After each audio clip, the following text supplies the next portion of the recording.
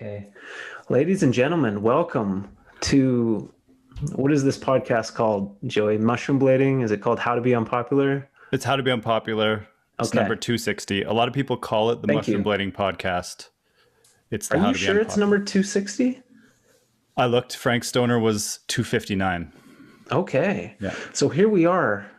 How to Be Unpopular podcast number 260 with Lawrence Ingraham, owner of Hello. 50/50 Frames, Yes. Compass, Chroma, has a deep, long history in rollerblading. Very interesting. And we're excited to have you on the podcast. Thank you, Lawrence. I'm thrilled to be here. It's great to be on the other end of a podcast for a change. Yeah. Like I said, your history in blading, you go back a really long ways. And I don't think a lot of our listeners know what that history is. So Sure.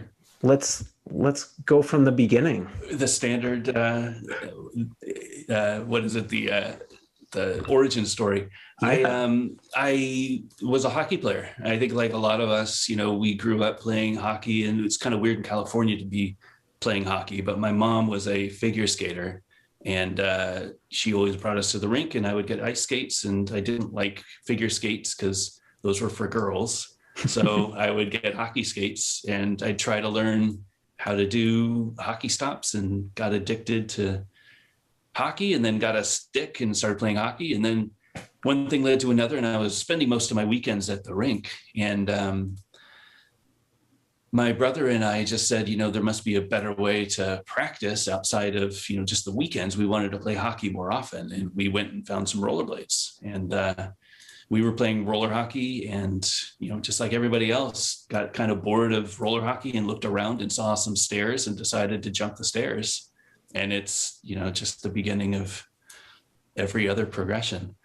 Actually, so this is kind of an interesting, collision course that we had in, so I grew up in Alameda, California, which is this island in the Bay Area. It's right across the water from San Francisco. It's north of San Jose, and then it's just off the coast of Oakland. So it's really this perfect location. And for whatever reason, the skating community in Alameda was huge. Like, we had some big names come out of Alameda. Drop some, yeah. Well, Jason Marshall was the guy that got me started doing aggressive, and he was playing roller hockey with us. But then I think we were playing roller hockey, and he went and at this school and did a wall ride. Like, we'd already been jumping stairs and trying to roll down stairs and figure out, that whole mechanic. And he was jumping and doing wall rides. And it was like, the hell is this guy doing? Like, we'd never even, it was just, it changed the rules. So, Jason was there, a guy that we skated with, Nick Strang. The three of us were kind of like the three amigos. We would kind of probably the first of the skaters in Alameda, and we kind of oversaw the crew. And I had a car, so I would drive everybody around. But Kel McKenzie, another kid that was growing up with us that became, maybe not that Jason Marshall level pro, but definitely a well-known skater.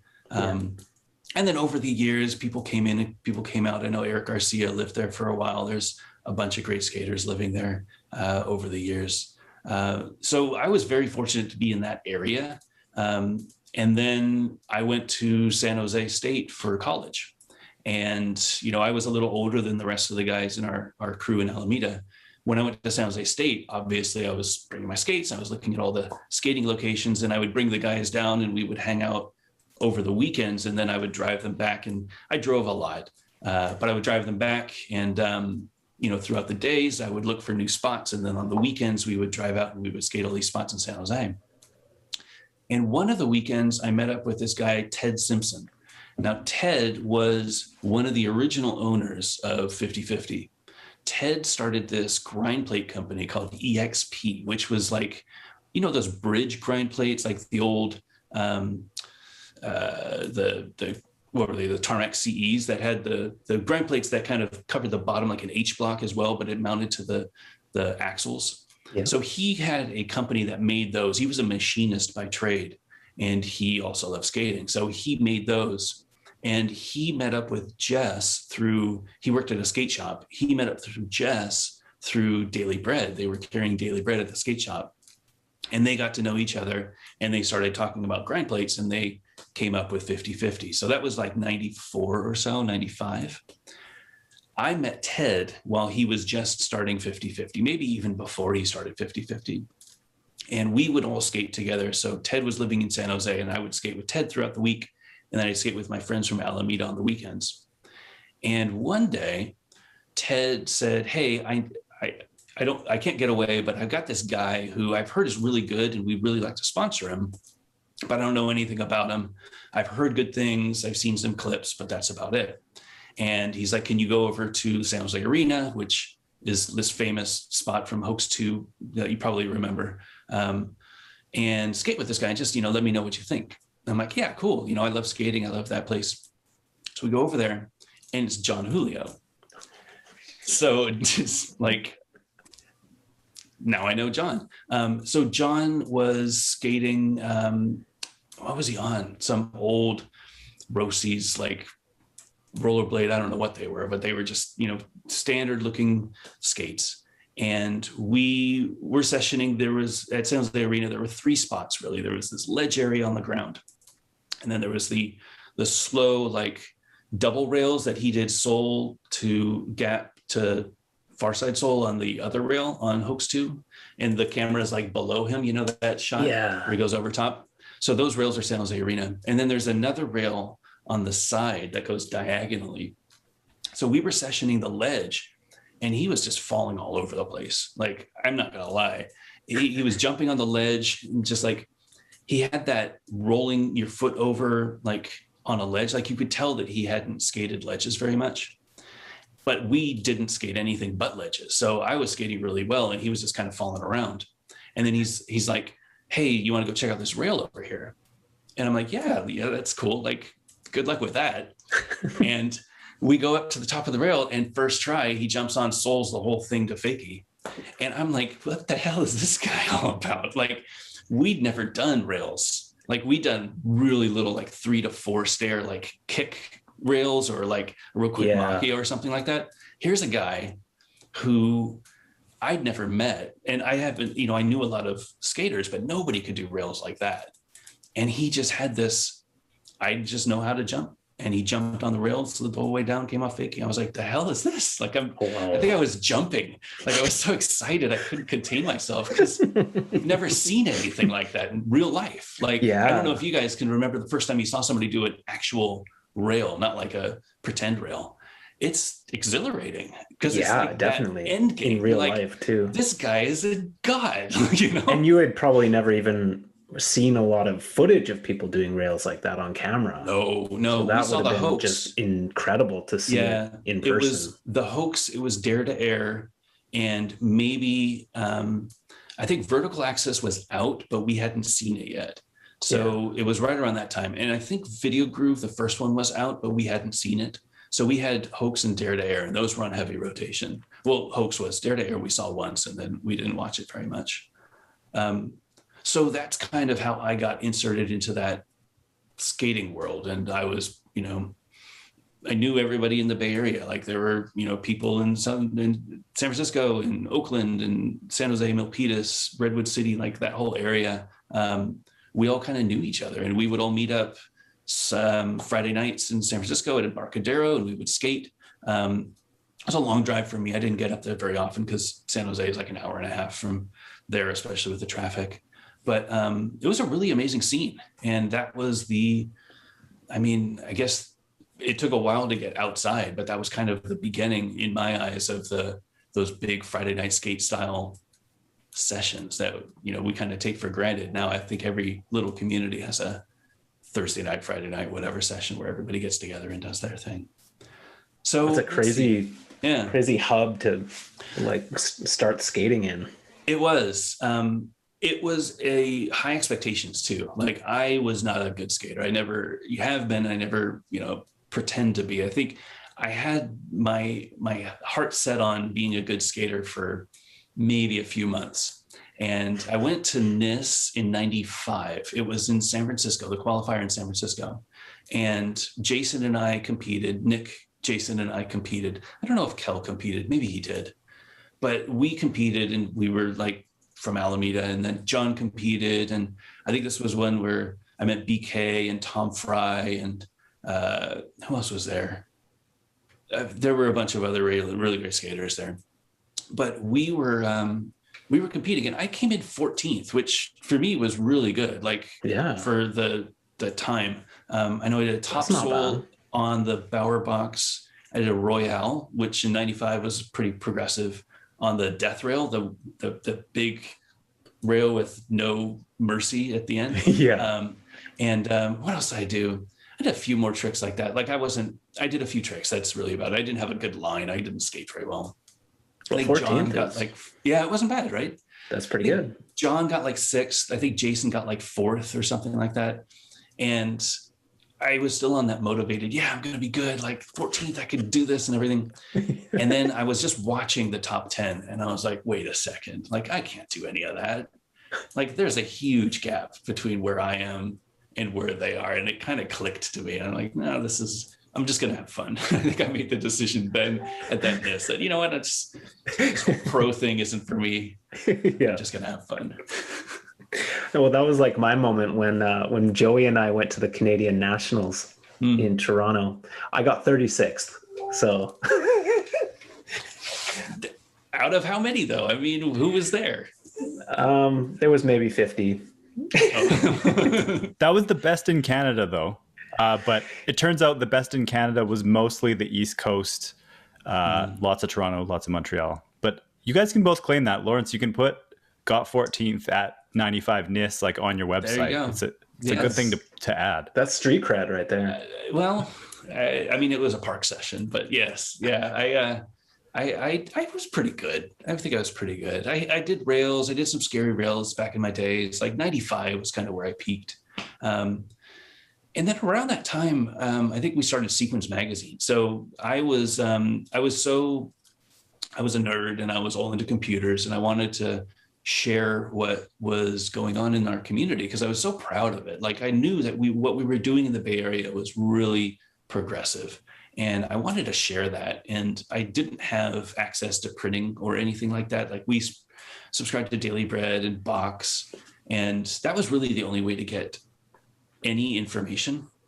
So I knew web development. I would there wasn't much back in those days. This was like 94, 95. So you would teach yourself how to do web development and you would buy books. And, I had friends at college who were into it. So we kind of worked together to figure this stuff out because there weren't classes about it. You would go to engineering classes, but they were more like C programming and things like that. They weren't, higher end front end development, which is what I do now. So my web passion was mixed with my skating passion. And then we started Sequence. And Sequence started as a monthly magazine. So we went out and we took pictures of ourselves skating. We wrote articles, we did product reviews, we did spots, what was it called? Like a spot check sort of thing. So you go to a spot and you take pictures of everything and you have everybody do tricks on all of the different obstacles and just, put it on the map and say, hey, this is a good spot or whatever. And it was a monthly magazine. So it was a really great opportunity for me to play with web development. And every month was something new. Like we didn't follow, this was back in the days where you had to redesign your website every month for whatever reason people were doing that. So every month I had a brand new design and every month there was a new theme. So it would be like hell where it was like dark and red and like fire and stuff. Then there was like food. I don't know why there was a food one, but there was a food month. There was Pulp Fiction. I remember that one pretty vividly. It was really weird themes I would come up with, but it was a way to get our stories out. And it was one of the first, like we had a interview with Tom Heiser. We had pictures of Julio and John Starr.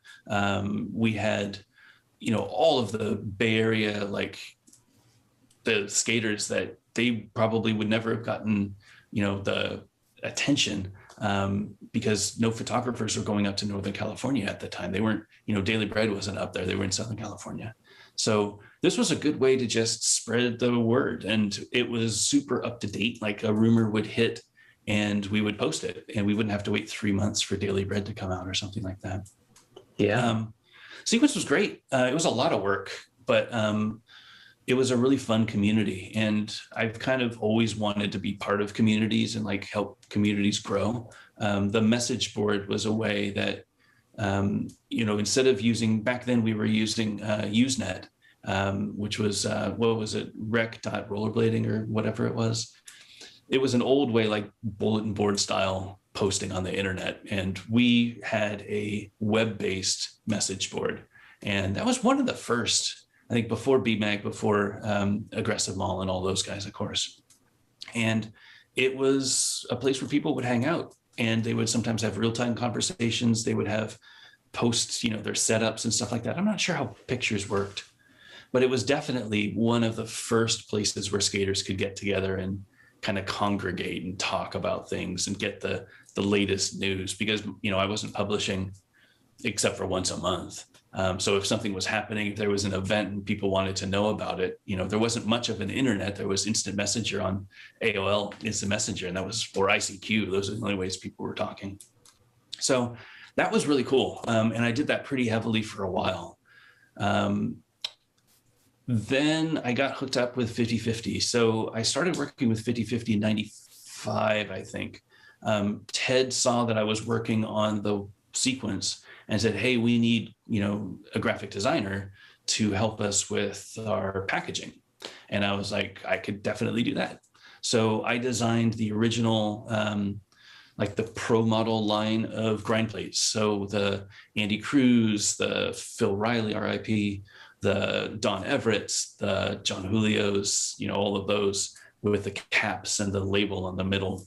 And that was my first real like product design, which was a lot of fun. So I worked with that, and then slowly but surely I started working more closely with Ted and 50/50, and I kind of ran the operations side of things. So I was doing a lot of packaging. I was doing a lot of orders and packing orders, and eventually I was doing sales and answering phones and things like that. And yeah, I mean, I'm talking a while. I can stop if there's a lot. No, this is great. Okay, I don't want to overwhelm. There's a huge amount of stories. This is stop great. me if you have questions. Yeah. So we were working in Ted's house, which was in Mountain View at the time. He had a half pipe in the back and a big pot plant, which I wasn't into that, but that's fine. So that was kind of where 50/50 got started, in Mountain View. And then we moved to South San Jose. And that was kind of the main house where it was kind of headquarters. And that's where 50/50 really started blowing up. Grind plate orders were just unreal. Like, it's crazy to think, but there were, hundreds of grind plates going out every day, internationally to shops. We were just constantly packaging grind plates, like just sitting around, on the couch, watching TV, playing PlayStation, just packaging grind plates. And it was crazy. Like that was my job. That was what I did. Grind plates, not even frames. Nothing. No. This was before frames. Grind plates. We had T-shirts, but it was so limited. It was really just grind plates. And they were just amazing. They were everywhere. It's crazy to think, but this was during like when K2 brought out the Fatty, and that order was probably 20,000 sets of grind plates. Wow. And I don't know how many Fatties they made, but it was a lot. So Fatties had 50/50 grind plates on their stock setup. So the first Fatty had a metal grind plate, I believe. It was that gray and charcoal one. And then the Fatty Pro came with what wheels? I don't remember the wheels. Maybe there were Senate wheels or something. FR, I think. Might have been FR. Yeah, you might be right about that. FR wheels. And then they were the burgundy ones, burgundy and black. And they came with the Tom Heiser, the green speckled recycled grind plates. And yeah, there were thousands of those. I mean, there were grind plates all over the house. It was just like you know, swim through grind plates getting to the bathroom. And you must have thought that was crazy. Like I didn't know any different. That was grind basically plate my dealers. first job. Yeah, Yeah. it was basically my first job, and I'm like, this is what life is like, you know. I'm still trying to go to college, so I was still in school, and I would come home after work or after school, and I'd go straight over to the office and I'd work there. So I was kind of doing both jobs, and it was a lot, but I work better when I'm busy. So anyway. So Ted had the idea, I think Jess maybe was like, hey, we're going to start England Clothing. And we would love to join the companies together and get a warehouse. So we were all like, that's great. Like, I have nothing keeping me in San Jose. Let's do it. So we moved down to Southern California, and Ted and I lived in an apartment in Huntington Beach. The office was in Costa Mesa, which is right around the corner. I think they're neighboring cities. And that was the beginning of England Clothing and 50/50. We had this single office. If you remember VG17, there's the bit where I introduced Rob G for his profile. That was the office. And you can see the outside when you see the guy with the kung fu doing the I don't know what it is, the big pole where he's swinging around and doing karate or whatever. That was the office. So we shared an office with England.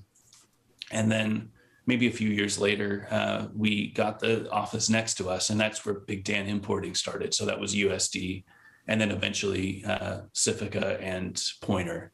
So was that you guys doing Big Dan? No, Scott Walker was the guy who Big Dan was his dad. And that's where, the whole USD distribution started, which was huge for us. But yeah, so England and 50/50 were there, and, we were just working. And that's when I think the frame project actually started when we were still in San Jose.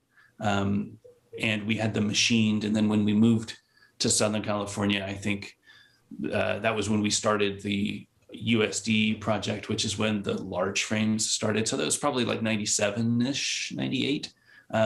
Because the first 50/50 frames only were mediums. They were the smaller size. And then the second one was the larger size. So yeah, that was really the beginning. So then I was down in Southern California for 5 years or so. That was really crazy times, especially again, I was 20, maybe 21. And I didn't know anything. I mean, fresh out of college, right? I hadn't lived. Everybody else was older, and I was just the baby, just trying to figure it out. I remember Brooke bringing us to a strip club on my 21st birthday. That was great. I think he told us that we were going to a different restaurant. Well, he told me we were going to a restaurant. And then we show up at a strip club, and I'm like, well, the food here isn't so good. I'm like, well, we're not here for that. But it was a great time. It was amazing to be down there during it all, Right. The rise of Senate, the rise of Medium and Team Paradise and Fiction, and like all of those, Mind Game, and all of those companies in Southern California and Huntington Beach area. They were really just getting started back then, and just exploding. You were at the center point of all of that. Yeah. And I wasn't part of it. I mean, obviously I was still the 50/50 guy.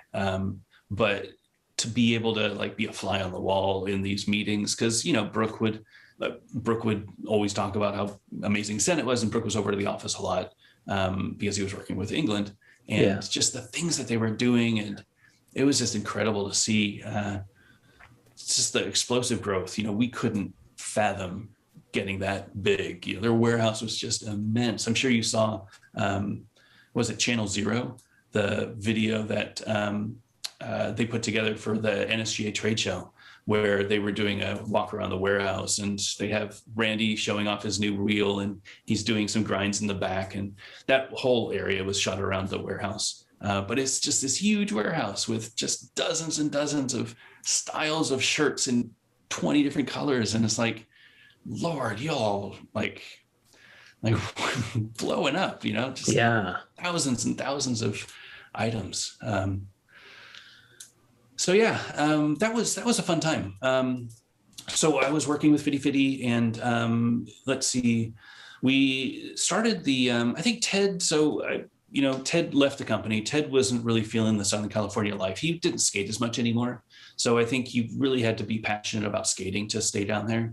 And I think he just, he grew up in San Jose. So I think he just wanted to move back to San Jose, which, it's fine.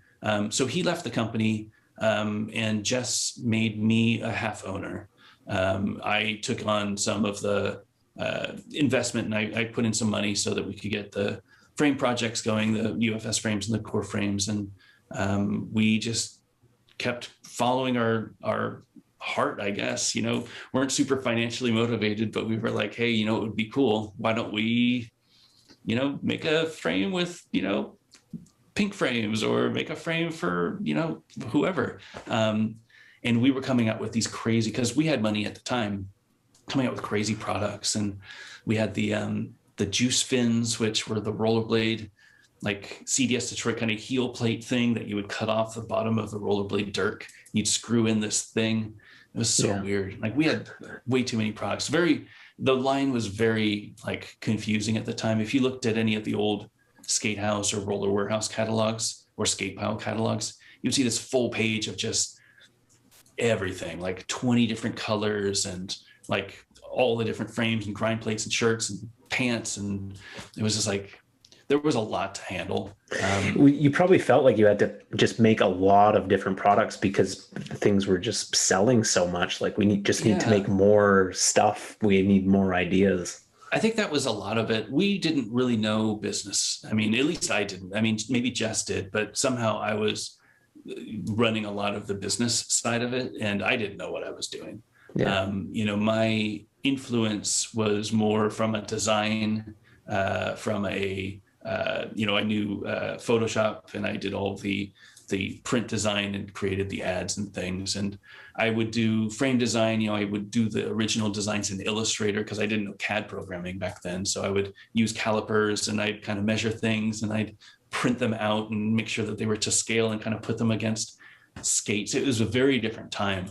And we just kind of, stumbled our way into it. But I always knew, like, I was always a mechanical minded guy, and I always knew, like, and Jess was, with his experience with BMX. So the two of us together kind of making parts and products for rollerblading really made sense. And we really worked really well together on that side. It's the business side that we weren't super experienced with. And I think cash flow always became a problem. We had a lot of team on salary. We paid fairly good royalties when we could. And we were both taking salaries. This was a full-time gig for both of us. Yeah. So it was a difficult time crunch, money crunch, when the industry wasn't booming, and we didn't see it coming. Yeah. So tell me about that. Like you were booming. Yeah. And then when did it start to decline? Well, for me, it was a little weird. I didn't see it. My father got sick. So we, 2002, I think, we went up for a IMYTA in San Jose. I think it was the one that Rob G won. I think it was 2002, around that time frame. And I hadn't been up to the Bay Area in a while. I'd been living in Southern California since 97. And I went up in 2002, and you talk to your parents on the phone, and, everything sounds fine, right? But then when you see your parents and they don't act the way that you're used to them acting, my red flag went up. And I saw some things with my dad that didn't look normal. Just like he was a district attorney. He was a super smart dude, an illustrator, like a teacher, like he was an amazing guy. And he was just making these weird decisions, like the way he was cutting his food. And it was like, that's weird. Like, why are you doing it that way? Like putting things on stuff that doesn't necessarily mix. And it was like, why are you doing that? And I couldn't figure it out. And I asked my mom, and I was like, hey, what's up with Dad? Like, why is he doing that stuff? And she's like, it's getting pretty bad. And I'm like, what's getting pretty bad, Mom? So he had early onset Alzheimer's, and he was only 58 when he had those symptoms. And he ended up passing away when he was 64 from complications from Alzheimer's. So he lived a good 8 years with very borderline dementia. Also, Alzheimer's isn't technically, I guess it is a thing that you can get diagnosed with, but dementia is the thing that's kind of the telltale sign. And then Alzheimer's is like a form of the way your body works to create the dementia and to impact your mind and everything. So he had that early onset symptoms. And when I saw that, I was like, whoa, like I've got to change my life, because, you know, nothing against my mom, but obviously she is too close to it to really realize what's going on. Like if you both have kids, if you don't see your kids for a week or a month or, you know, a couple of weeks, like they're on vacation, or, you know, maybe your in-laws come over and they haven't seen them since Christmas and they're like, oh my, how have you grown, you know? Yeah. It's a completely different person. And he was a very different person, but I think that gradually she didn't see that happening. Right. And I was away for 6 months and I saw it and I was like, this is bad. Like I need to be here to help. Not just for you, but for my mom, who's having to deal with this all by herself. And so I made the call on the drive home from IMYTA. You know, I was driving back to Southern California and I called Jess and I'm like, hey dude, I got to go. Like, I don't know what I'm going to do. I know this puts you in a really tough situation. I'm going to help as much as I can, but family first. And obviously, you know, he was always super supportive of that. I think I put in my 2-week with my apartment, started packing everything up. And then, you know, 2 weeks after that, I was living up in Northern California again. Yeah. So that was tough. Yeah, I really had to grow up fast. I think I was 24 when that happened, 25 maybe, which, I mean, I don't wish that on anyone. Seeing your parents kind of reverse evolve it's a horrible, it's taken me, I can talk about it now, but it's taken me a long time to get through it. Having your dad call you by your uncle's name, like his brother's name, because he doesn't remember who I am. Like he remembers his brother. It was really difficult. And I can only imagine the situation that my mom was in, because she didn't grow up with him. So who is this woman, right? They've been married for 25 years, but he doesn't know her because that part of his brain doesn't remember that. It's so crazy. So yeah, it was really tough. I did what I could skating wise from up there. So I set up a nice little office in my in my parents' house. And I was doing sales. I was doing the website still. I was doing the design. This is when we started the core system.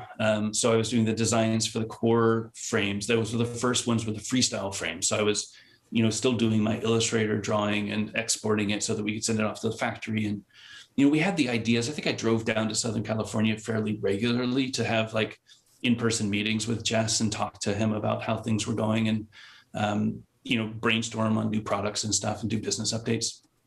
But I was trying to work and do as much as I could remote as possible. It was really hard, especially back in those days when internet was pretty difficult. And we didn't have Dropbox. We didn't have anything like online file sharing or anything like that. So it was very limited. I remember probably the last big things that I was part of was we did the Juice video. And Sam was living in Alameda at the time, which was great. So he was doing all of his editing in his house, which was maybe a mile and a half away. So I would skate from my house to his house and I would pick up a hard drive and I would skate back and I would put it on my computer and I would do the DVD. So I made the DVD, like the menus and everything and all the, like the website. And I was just learning Flash at the time. And we had a Flash editor where you could take clips and you could put them in order. And I had them crossfading. So you could take clips from each of the skaters and make your own little 15-second edit to share off to your friends or whatever. And that was a ton of fun. You know, I really loved being part of that project. John Julio was a huge help in getting a venue for our premiere. And I remember going down to the premiere and just feeling so happy. Like it was the first time that Fitty Fitty really did a video and the first video that I was ever involved with. And it just felt like this was what we needed to do. You know, like the team was always a powerhouse, but it never had that like stamp of like, these are who represent us. And it was, you know, an amazing team at the time. John, Richard, Dustin Halloran, Randy, and who am I missing? Was it Louis on 50? Farmer. He was at the time. Farmer, of course. Farmer? Louis wasn't at the time. I think he was on Able at the time. Okay.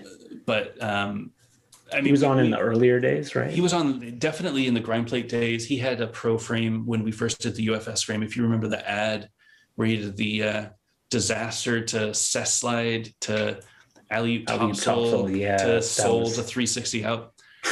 Yeah, that sequence. What a wow. beast. Yeah. Yeah. Yeah. We had some pretty amazing ads. That was Jess and I kind of thinking, well, how can we get more? Because we couldn't afford a full page ad. We could only afford half page ads. And we're like, well, how do we get more impact out of this small section? And it's like, it's a horizontal shot. And it's like, well, what if there were more than one shot? Yeah, it's interesting because I can remember a lot of the 50-50 ads.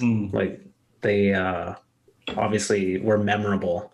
Like that one of Julio, like the sequence of him soling that high rail and then to drop. Yeah, with the yellow. It was just frames. Incredible. Yeah. Yeah. The Louis one that you talked about. Louis there were some really good absolutely. 50-50 ads for sure. We were, again, everything aligned, where I was really good with Photoshop and just I was passionate about doing really good work. Jess was an amazing photographer, and he had this crazy marketing vision where he just knew that the team was what was important. And I think a lot of companies struggled with that back then, where it was the product first, and Jess always knew that it was team first. So and true. I didn't get it because I wasn't in his shoes, but he was a pro. So he knew from his experience what was necessary to bring this brand into that next level. Was 50-50 one like the first frame company? It was around the same time as Senate. So Senate and Did 50-50 came out at the same time. Did Senate make frames though? Did they? Yeah, I guess they did. They had two different frames at that time. They had the frames that also came on the USD thrones. They were selling them. They came in a shoebox, and the that I don't NSGA, remember Senate frames really. Yeah, well, they weren't very good. And unfortunately, back in those days, well, anybody who skated them will tell you. Anybody, how dare you? Well, anybody having to put frames on back in those days was having to do major surgery to their skates. Yeah, exactly. It was a process of, usually a Majestic 12, or, I mean, really, it was a Majestic 12. That's pretty much what people were using. You would drill out the inside of your rivets to pop the frame off, because all of the frames were riveted. So there'd be 10 rivets that you'd have to drill out.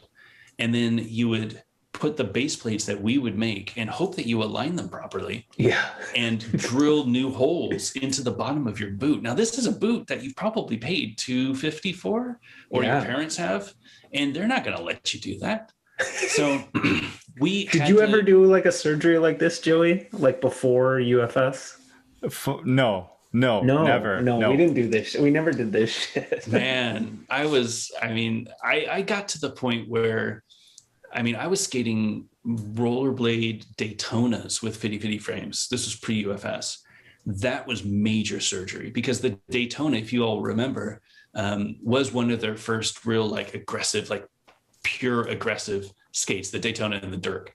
And the frames, there was no standard back then. It was the Wild West. And these frames are nobody's business. They had 3 big mounds underneath, and they mounted from inside the boot. So you had to take the liner out and you unscrew this crazy thing.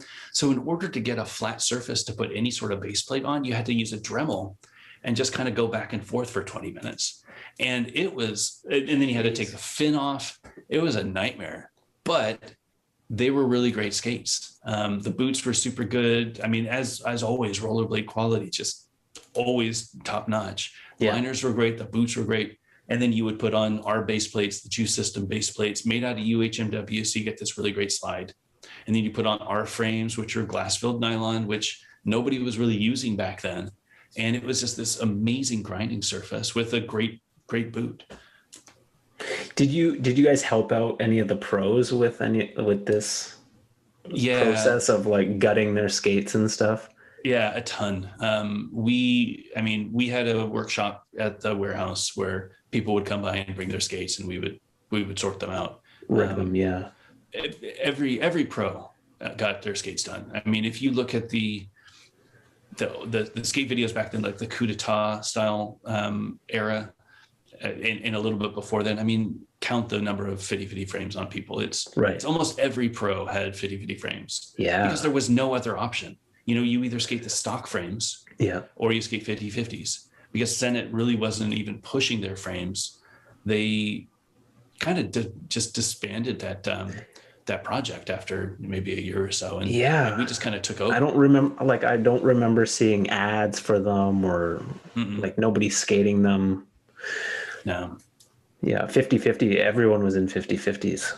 Those were the coveted frame. It's funny to think in Kamloops. So we just skated Tarmacs, Majestic 12s. We skated whatever the stock frames were. Stock frames, yeah. But I remember wanting 50/50s, but just couldn't figure out like what. So you have to buy them, and I didn't put those two things together. So it was like if they would have came on a stock skate, I would have bought that skate for 50. I think the Cyrus was the first one. Was that the first stock 50/50? No, they had Thrones before the Cyrus. So the Thrones with the John Julio was the first one that we ever had an OEM deal with frames. Well, technically, Kato came by and bought some frames for the first Remedies. So technically, that was the first OEM we. You're right. My first 50/50 stock was the Remedies.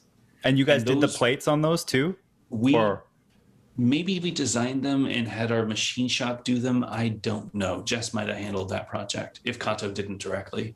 They were inspired by they were juice fin, and the juice fin was before that. Yeah. I am sure. Jess, again, he had a great vision. He saw the future, and he knew that what Kato was doing was important. So I think he bent over backwards to do everything that he could to support. If that meant giving him frames at a crazy discount so that he can get them on the skates and make this skate happen, that's what he did. Yeah. Yeah. Thrones were probably the first ones that were kind of mass appeal. They were the first time we had base plates that were molded. So, we did the machine base plates, but those base plates were like $80. It's like, nobody's going to pay $80 for them. Plus you had to drill the crazy holes. And it's like, well, what if we had a base plate that fit a skate without having to drill crazy holes? And it just fit frames. And that's what USD did. So USD wanted to do an OEM. I want to say they paid for the base plate mold for the Thrones.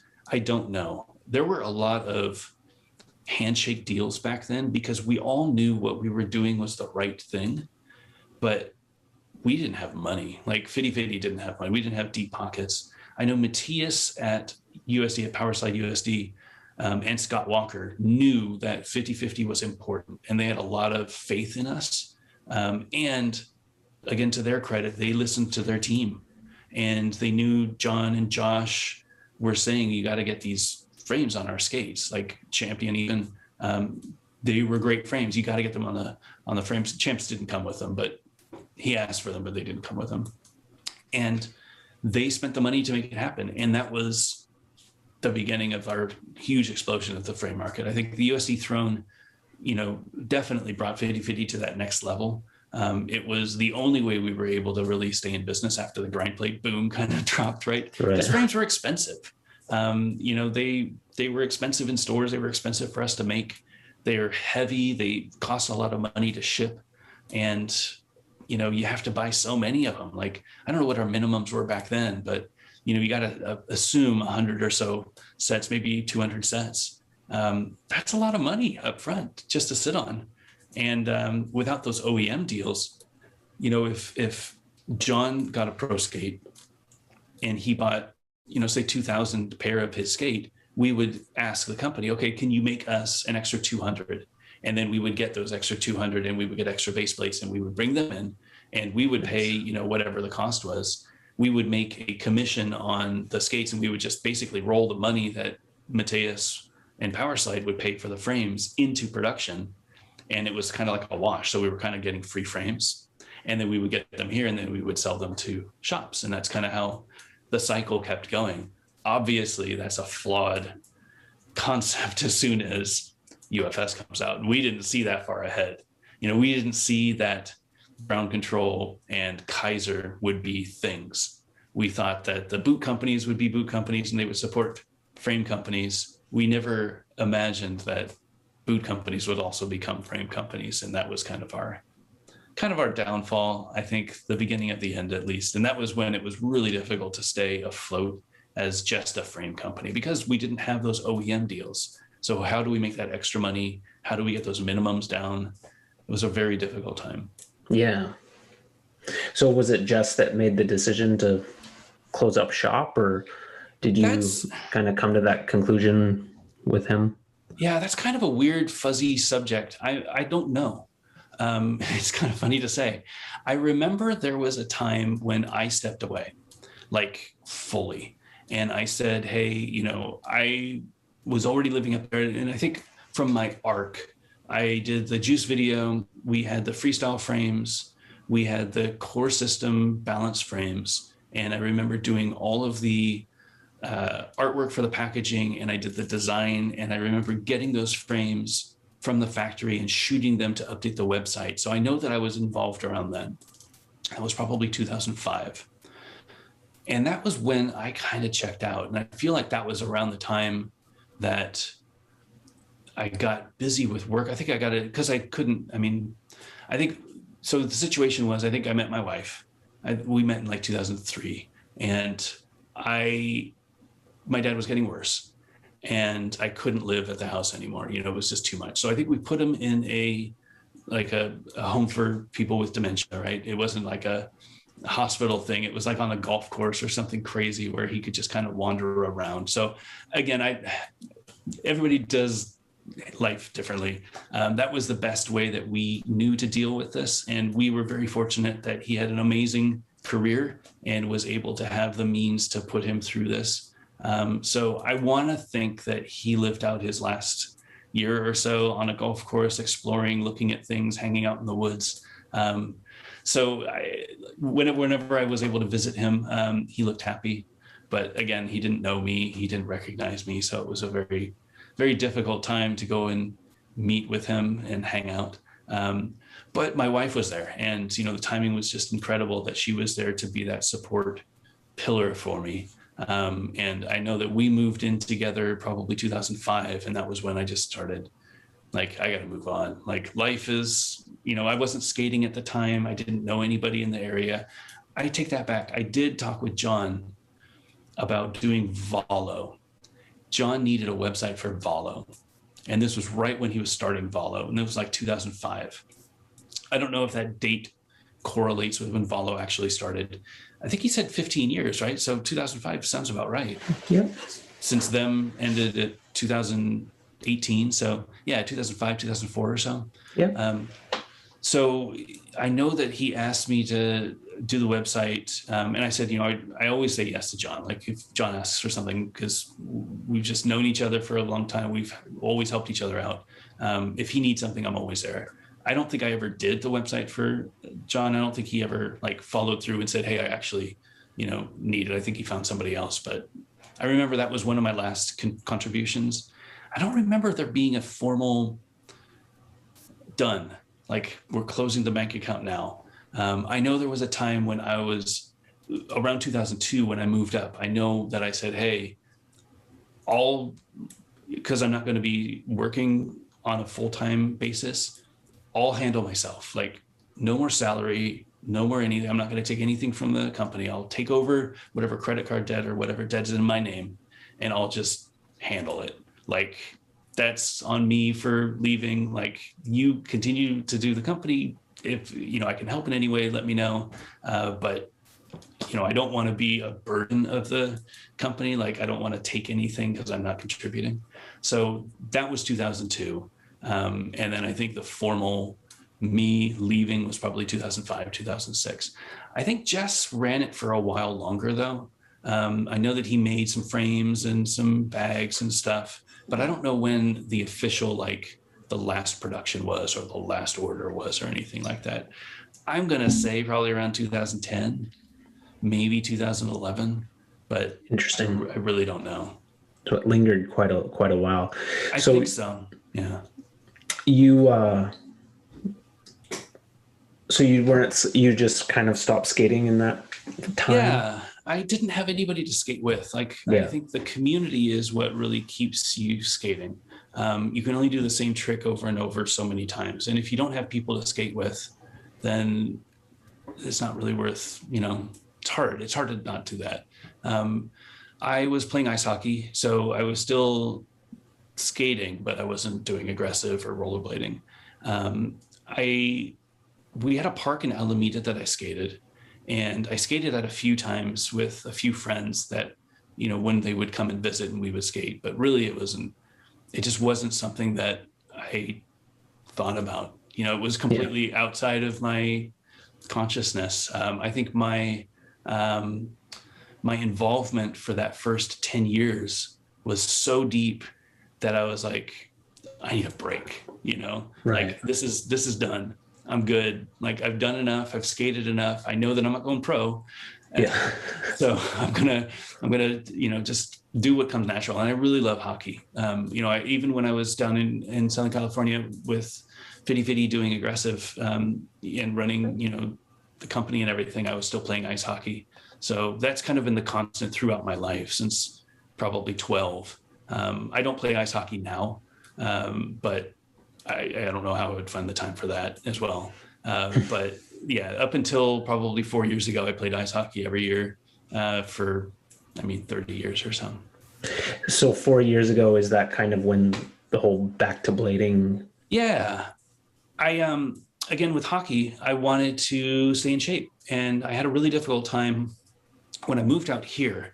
Our rink is about 40 minutes away from our house. And 40 minutes is a long drive, especially when the games start at 10:30, because the kids play and then the younger, leagues play and then the old guys play.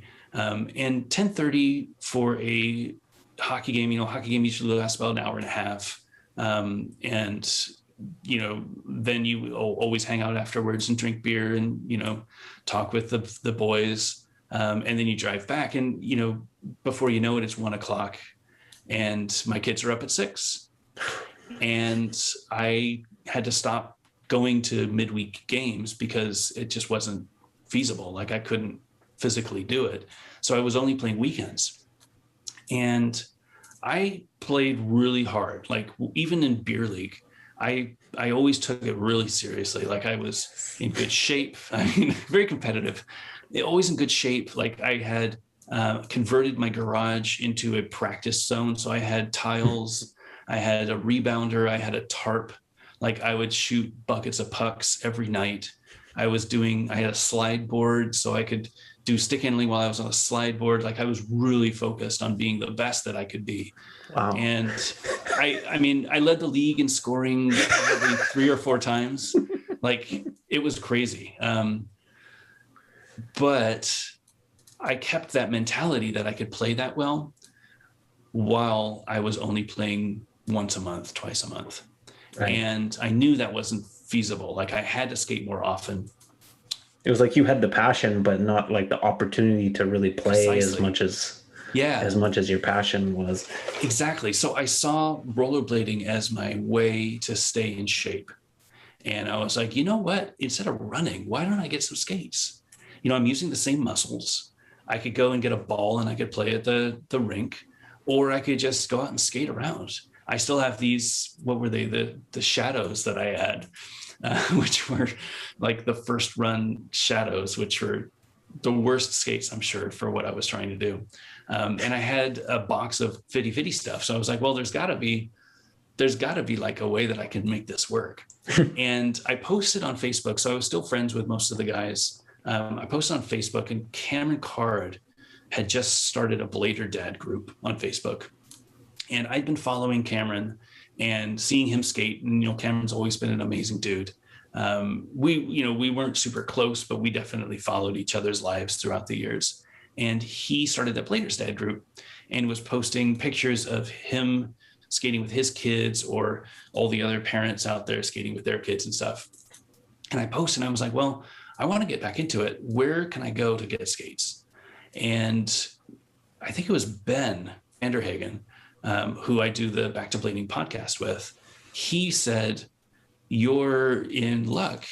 There is the best skate shop in the world, like 20 minutes away from your house. And that was Oak City Skate Shop. And I was like, I couldn't believe it. And it turns out they were a block away from the skating rink. Whoa. So they were there for years, and I was going right to the skating rink. If I had gone left, I would have been to Oak City. Like, crazy. What are the odds, right? So I showed up and I went to Oak City and I was like, hey, I want to get some skates. I didn't tell him anything. I didn't want to be the fitty guy. I wanted to reinvent myself. I wanted to just be a rollerblader, right? And I'm like, hey, I got to get some skates. And Long was super helpful. Like, just this passionate dude that, I walk in and he's just got a row of t-shirts and like you could see all the logos. And I'm like, oh, this is awesome. Like, so cool that people are still doing this. And at the time, Oak City was broken up into 2 rooms. There was a room with soft goods and used stuff. And then there was a room with like his skates in the main room. And I round the corner to the main room and I see right in front of me a wall with a 50-50 backpack. And I was like, I haven't seen one of those in like 15 years, like since we designed them. And then I turn and I see like a wall of our frames, like under spotlights and like highlighting like momentous products in the industry. And all of the products that I worked on were highlighted. Whoa. And I was like, holy shit. Like, it was one of those movie moments where you walk in and like, you can see the eyes are calculating like what the hell's going on, and the background's getting fuzzy and the focus is on the person. And you're just like, this is amazing. And he went in the back looking for some skates. I told him I was a size 11 or whatever. And he went back and looking at the skates, and I'm just like kind of freaking out a little bit. And I start taking pictures of all of the things. And, I saw grind plates, I saw frames, I saw juice, like the video, DVD, I saw backpacks, I saw you name it.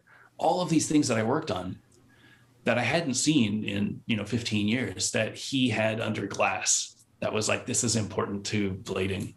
And I couldn't believe it. So he came out and he started putting on skates, and I was like, hey, I want to get some Volos because I knew John, and I was like, I'm going to support John. He's like, well, let's try these with your foot. You might not fit Volos. They're a little tight, blah, blah, blah. Like, all the deal. Yeah. And I ended up getting some, first he tried to put me in some Aeons, and I thought that actually, like in hindsight, that probably wasn't a bad idea. They were the Richie Eisler Aeons, the shiny black ones with the green wheels, the 72s. For what I was doing, that probably would have been a really good skate. Like, I was playing ice hockey.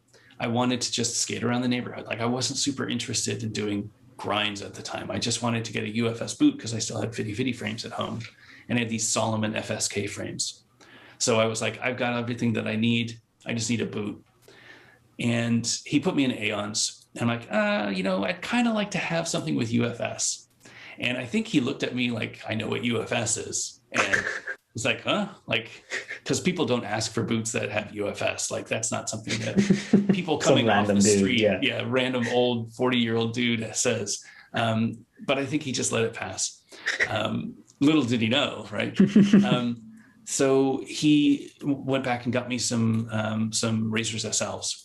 I think they're the SL3s, and they fit perfectly. They fit my foot great. They were UFS. I walked out of there, and I told my wife all about like craziness that happened, and she was like, "Did you tell you? I mean, you got to tell him who you are, right?" I'm like, "I don't know, dude. Like, I think I could just leave this, like, not do anything about it." And that was when Back to Blading started. So I think that was a Friday, and I had that weekend planned where I was just going to go skate. And I had not planned on doing any aggressive, but then everything kind of came back, seeing it again.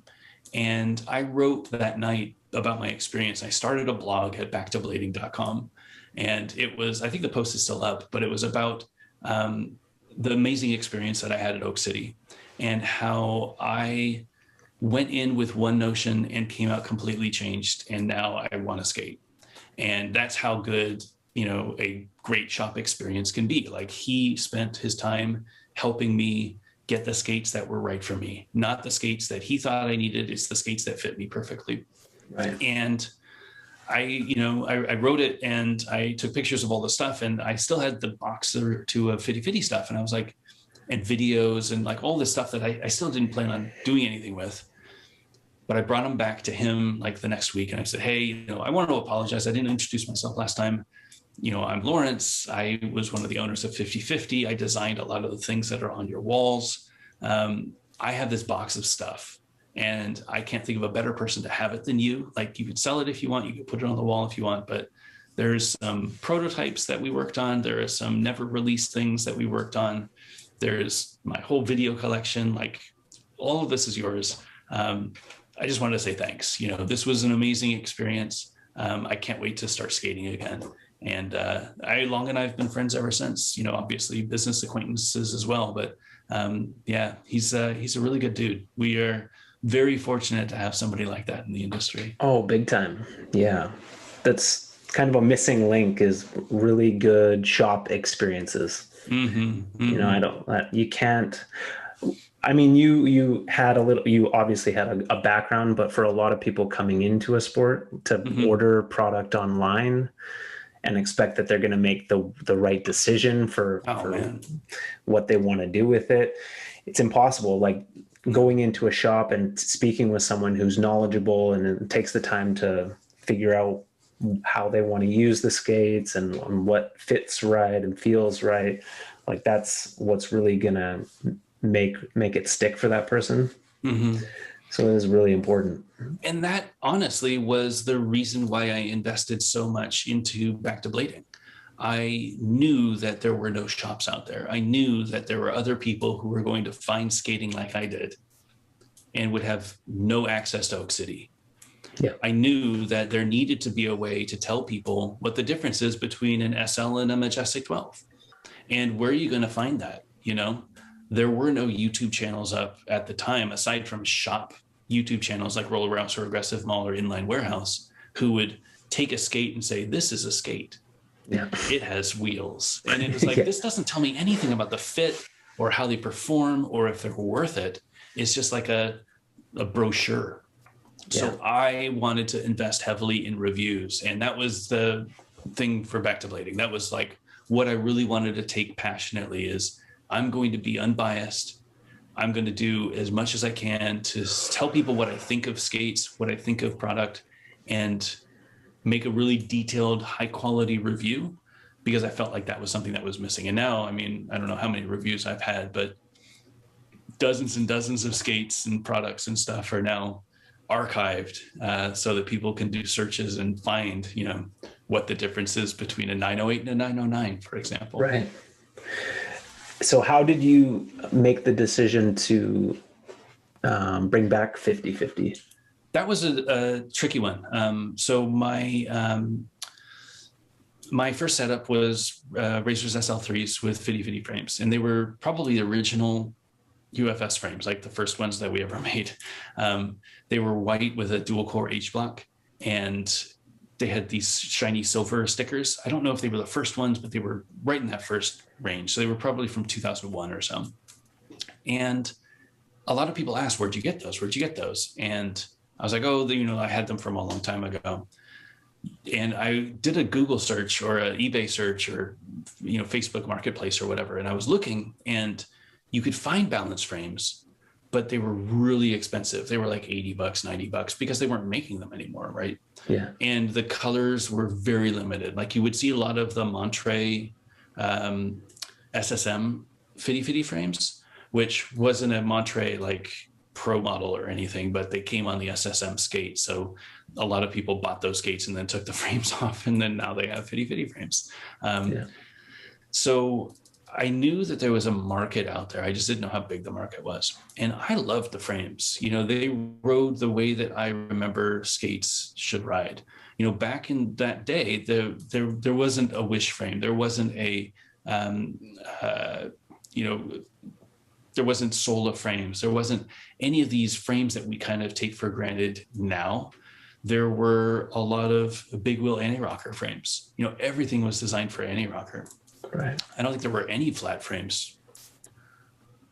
Correct me if I'm wrong, but yeah, I don't think anything was marketed as a flat frame back then. Maybe the Slimlines 2. But the groove in that frame is so deep, it's not really a great flat frame. I think a lot of people skated them for flat. Ground controls were really good for flat. There was a stretch where they weren't, though. There was a long stretch. I don't know. I don't know what the time is, but I knew that there were two things that Balance Frame brought to the table that were unique. One was it was good for flat. It's not great for flat, but it was good for flat. And two, it was low. It was a max 58. And a lot of the frames back then, I guess Creates were good for flat. A lot of the frames back then were bigger. They were 64s or they were taller, and they weren't really designed for low profile. And I was like, this is something unique. I would love to bring this back, but I never had a way to do it. And I remember going to, start checking in emails to see if it was even feasible to make frames again. And I called up Jess, and he got me in contact with the guys that made the frames initially. And I got some samples made. That was during a trip in 2017 that I went to Southern California. And, I sat and talked with Jess, and we kind of had a deep, what's the future of this going to look like? My passion right now is blading. I was already 2 years or so into the back to blading thing, and I was super into it. And I wanted to invest in blading. I felt like I owed blading a debt of gratitude for giving me the life that I have.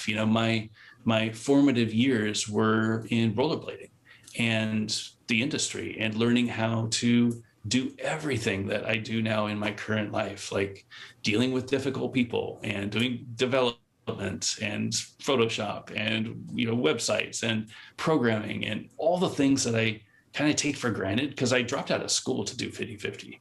I didn't finish college. I only went for 3 years, and then I left so that I could move down to Southern California.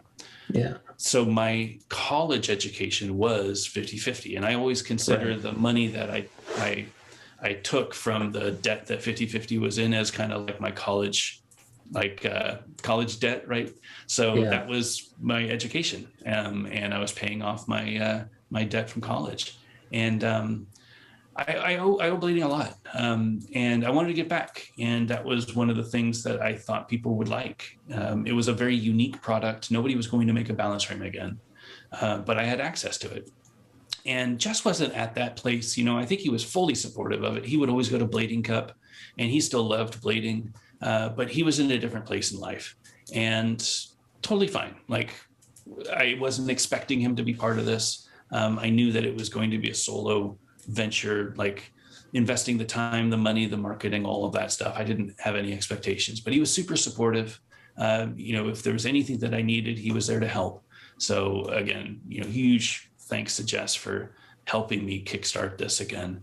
I also spoke with John. I had breakfast with John Julio, and told him that I was interested in bringing back the company, and what would that do to the industry? Is this something that is a bad idea? Are there people out there who would be negatively impacted if I brought back the frames? And he didn't seem to have any issue with, even though we would be technically competitors because he still had youth at the time. He didn't have any issue with it. He thought, there was no problem with bringing back a few frames and all. Same conversation I had with Chris Farmer. He was down shooting for Feet, I think, with Lonnie. And I hooked up with them, and, I asked him as well, what do you think? Should I bring the company back? He's like, yeah, I think people would love it. No reason not to. So I tried to do some due diligence to make sure that I wasn't just being selfish with it, but I feel like the industry needed something like that at the time. In hindsight, it needed something that was like an established thing, something that was new, something that was fresh, something that was coming from a place of like skater passion, right? Like I wanted to do this in my eyes for the right reasons, to help the community, to bring something back that wasn't there, to reinvest in the community. And, you know, I was really into that. So we got some samples made.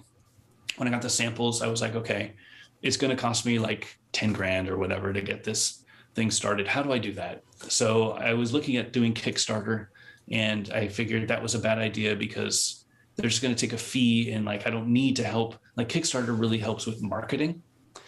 I don't need to have help marketing. Like Kickstarter isn't my audience. It's the blading community. So I did a video showing Fitty Fitty frames, and you know, I was teasing, I think I created the Fitty Fitty account on Instagram, and I started posting snippets from history, like all of the different products that we worked on and some old ads and things, and started tagging some of the pros, you know, and I got to chat with Richard again and got to connect with Richard, and I connected with Louis and Dom and all the old skaters back then, Randy and such. And they kind of knew what was going on. And then I said, you know, I got these frames and I'm going to make them, and I would love to sell them to you. And I had no expectations that it would turn into anything other than the first 300 sets. And maybe I sit on 300 sets for a while, but I knew that Long could sell them. And I was like, worst case scenario, I got one guy with a shop and I can do a storefront with him, and he is an established shop and he will buy them and he will sell them. So I won't get stuck on these for too long. Like I know that I could sell through 300 in a couple of years.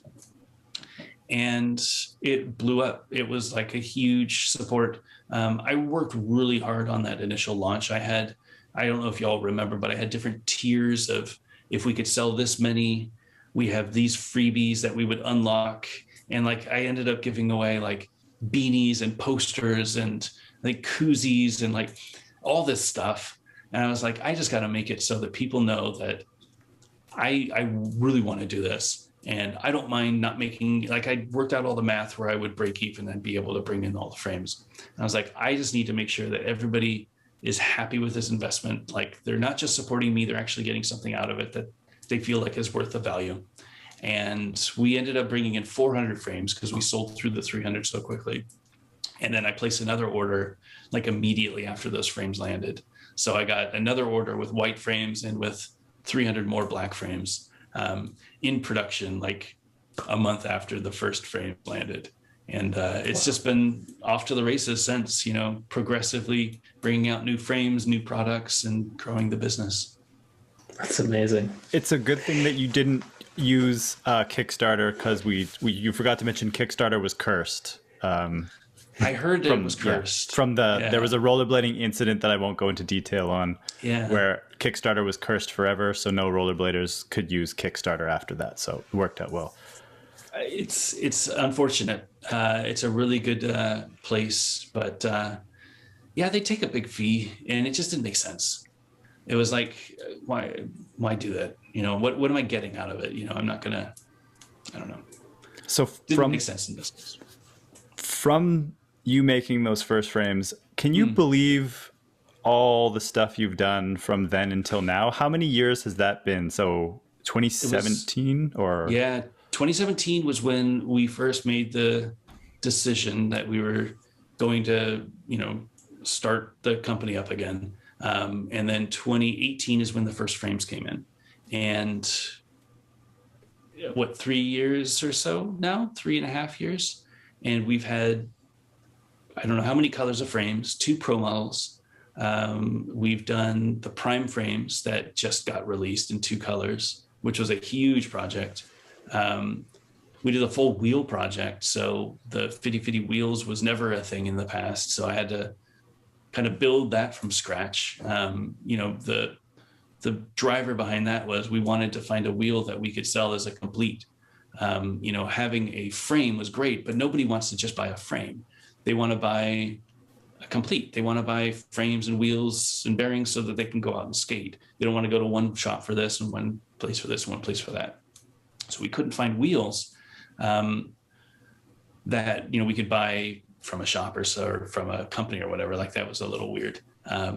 So we did research and found our own wheels and started that whole wheel project, which, you know, is where Compass came from. That started Big Wheels, which then helped 50/50 become a wheel company as well.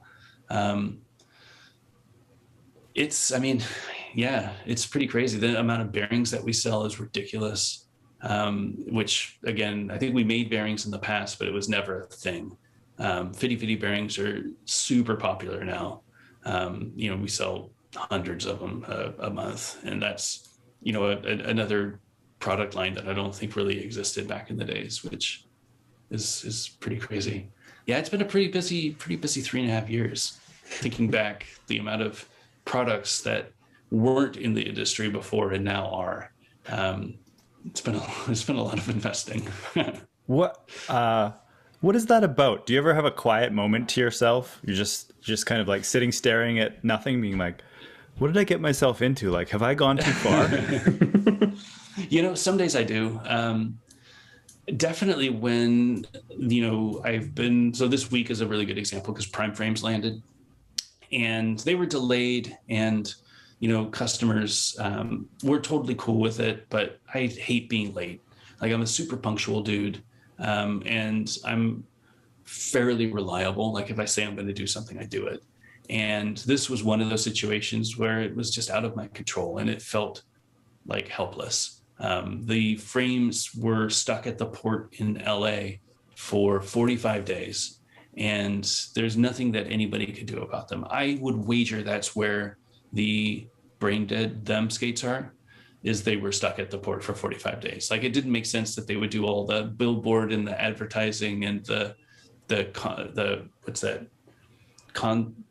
What was that video? Complex news. Complex, thank you. Complex news. It didn't make sense that they would do all of that push and then wait. You know, the timing just got screwed up, and I'm sure that they were stuck at port. I'm sure that they're going to be out any day now, since the balance frame or the prime frames were just out. But yeah, some of these days are just so long. You know, we brought in 500 frames and they're all gone. And I've shipped probably 480 frames in the last 4 days. Wow. That's a lot. Like, the warehouse is full of boxes. My trash is full. Like, so we have a system for shipping. We use a service, and I have to buy shipping credits. So they are like a third party, so that I can get really good deals. I buy shipping credits, and I usually buy it like $100 each, you know, so each credit is like $100, and then I go through that, and it's like a week worth of credits. And, you know, we charge shipping for people who order them, and then shops pay for shipping. So it's money that I'll get back, but I need to have this credit there.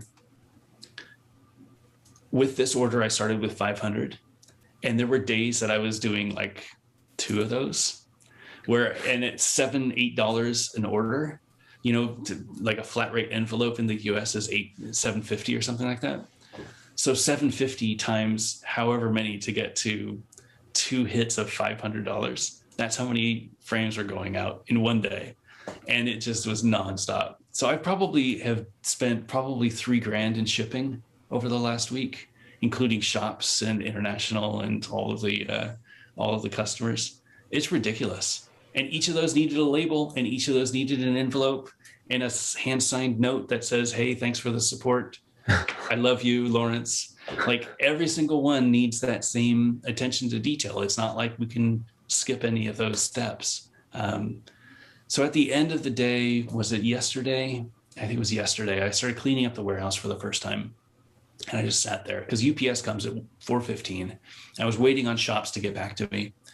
And I just sat there on the quarter pipe that I usually am able to skate, but there's boxes everywhere. I can't even skate in the warehouse right now. And I just kind of sat there, and I had MF Doom playing, and I was just like, I'm just going to listen to some music for a little bit, like not do something for a while. And the UPS guy came up, and then I was like, all right, I guess that's that. I got up and I started doing the thing. And then after the UPS guy comes up, I close up shop. I go over to the post office, and I drop off, 2 big bins of frames that are going out to the post office. I drive and get the grocery store so I can get stuff for dinner. I come home and I cook dinner, feed the dogs, get the kids fed, and then maybe hang out at night and veg with my wife, or maybe do a podcast with Ben, or edit some videos that I've got. I mean, or answer emails that I didn't get to throughout the day. Like, we've still got projects going on. So it's like, you know, I've got more frames in production. I've got wheels in production always. I've got bags in production always. So those all require a daily check-in to see how things are going, where we are in shipping, what else we need. It's, there's never a dull moment in my mind. That's for sure. I try to find times when I can take a break, but it doesn't happen that often. That's crazy. It is really exciting that many people want rollerblading products. Yeah. It's amazing. I didn't know there were that many rollerbladers out there. You know, I think the 50/50 balance frame was very specific. I think this was our first big project that was like contemporary. You know, it's got a big split, it's got flat 60, it's got a good groove, it's metal, it's like hitting all of the buzzwords right now, you know, and it's just the perfect frame in my eyes, the perfect frame for the time where people are more conscious of tolerances and rockers and responsiveness, and they don't mind paying $120, $150, $200, $400 for a set of frames, because they know that it's helping somebody who is passionate about the industry, and it will be an amazing ride, and it will last a long time, and it's a good investment. And that, with the balance frames, I think it was kind of like, oh, they're bringing the balance frames back. Cool. Like, I never got to skate these, I'll buy them now. Or people see the YouTube channel and they see me skating them and they're like, oh, you know, I don't care what frames I'm going to get. I'm going to get the ones that he recommends because I want to support him. Like, I get all the reasons why people want balance frames. Prime frames, people who would never have supported 50/50 for balance frames want prime frames because they're great frames. Again, tooting my own horn, but they're a different frame than anything else that was out there. And I absolutely love them. I think, you know, it took a lot of work, you know, huge thanks to all the team that supported us with the testing and development of this, but we did it. We did a good job. Nice. It's such an interesting perspective that you have, like being someone that was so balls deep in the industry, like 20 years ago, kind of went in that first boom of skating and being in California around all these pros and stuff. Mm-hmm. And then having like a sabbatical, a 15-year sabbatical from blading. Totally. It must have really refreshed your perspective, because when you're really close to things, you know, you don't see them for as they are. You kind of you take things for granted. When you can step away for 15 years, I'm sure you came back and had like a refreshed perspective on the industry and the activity. Yeah, it was, I think I've mentioned this to you guys before, but it was a very shocking moment looking on YouTube for rollerblading videos when I came back. You know, I left in a time when DVD was the medium. There was no YouTube, but DVD was the medium, and you would post videos, like you'd host them yourselves, and they'd stay up for a day, and then they get taken down because bandwidth was, you know, capped or whatever. Yeah. And there was no YouTube. There was no way to consume videos.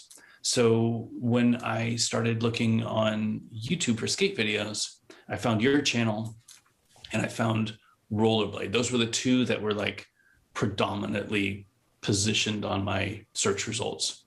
And it was the complete opposite ends of the spectrum. So the rollerblade videos that I saw were Sven with the World Tour, whatever it was. City Hopper, and then City Hopper World. So he had those two videos, and that was like, I remember Sven because I was an ASA. I didn't even go into my judging history, but I was an ASA judge for a while, and I knew Sven, and I couldn't believe that he was still skating, but I was like, this guy is on a different level. Like, he's bringing ramps to things and grinding the top of like awnings and shit. And that was completely nuts. Like I'd never seen anything like that in those old days. Like maybe Brian Shima was doing stuff like that, right? But I mean, it was really very rare to see anybody get out of their comfort zone of doing a rail or a drop rail or a ledge or a drop ledge or something. Grinding up on a roof or something like that wasn't done that often. And he was just incredible. And then I saw your stuff, and your stuff was completely different. You know, it was very tongue-in-cheek. It was comical. It was at a point where I felt like you were kind of poking fun at the tricks and doing what came natural, but not really like I don't know. It was a very different perspective that I never had with any other skate video. You know, it was Mushroom Blading 1, which was the first one that I saw, because I think maybe one of the other videos was promoted, but I was like, who are these guys? Like, I need to go all the way back. And I saw there was a photo of you, Todd, with your shirt off with a wig. And I was like, who's this guy? And it was the skate park in the middle of nowhere with like beautiful mountains in the background. And I'm like, what is this? Like, what happened to rollerblading? Who was this guy? That's perfect. That's probably exactly what what we wanted at the time. it was bizarre. So I was like, well, I gotta do some research because these guys are on something. But at the same time, I was seeing Cameron skating those 3-wheel skates. Like he was on tri-skates and he was doing like walking on bike racks and shit. And I was like, what the hell happened to skating? Like this is so different. And then it was y'all jumping up on staircases and running down rails. And I was like, this is so weird. Like, what happened to the tricks that I remember? Which kind of motivated me to make a channel for people that didn't want to do any of that. You know, I just wanted to skate the way that I grew up skating, which, you know, is sessioning a ledge and doing my grinds and, you know, seeing how far I could grind and doing, you know, spins to grinds. And like, that stuff is still very interesting to me. Even 4 years now into it, I love sessioning ledges. That's like an amazing experience for skating for me. It really is, yeah. It's funny, like in that Mushroom Blading 1 era, that was a defining point for us where we were trying our absolute hardest to be weird, to kind of throw a wrench in all the traditions. That was the video where we that was the point to really totally step outside of the norm. And it's funny because since then we've slowly come back to being more in love with the traditional skating. Like we love our simple ledge sessions and things like that. It's kind of come full circle since. Yeah. It makes more sense now that I know y'all and that I've watched enough of your videos. Going back and looking, you can kind of see the progression and you can see the big wheels experimentation. And it's like, it's really amazing. Again, huge, you know, congratulations to y'all for doing it for so long and having that archive. Like it is like the daily bread of skating. You can see your progression throughout the years and, you know, the birth of mushroom blading and wizarding and all that stuff by watching your channel in reverse chronological order. Our first YouTube post was in 2006, I think. So that's shortly after YouTube was created. It's crazy that it's been around for that long. It's incredible. Yeah. It's funny listening to you talk about the first core frames. That I hear all these stories on podcasts and everything, and then I reflect on our time, that right around that time in Vancouver, like rollerblading's definitely dying, but we still love to do it.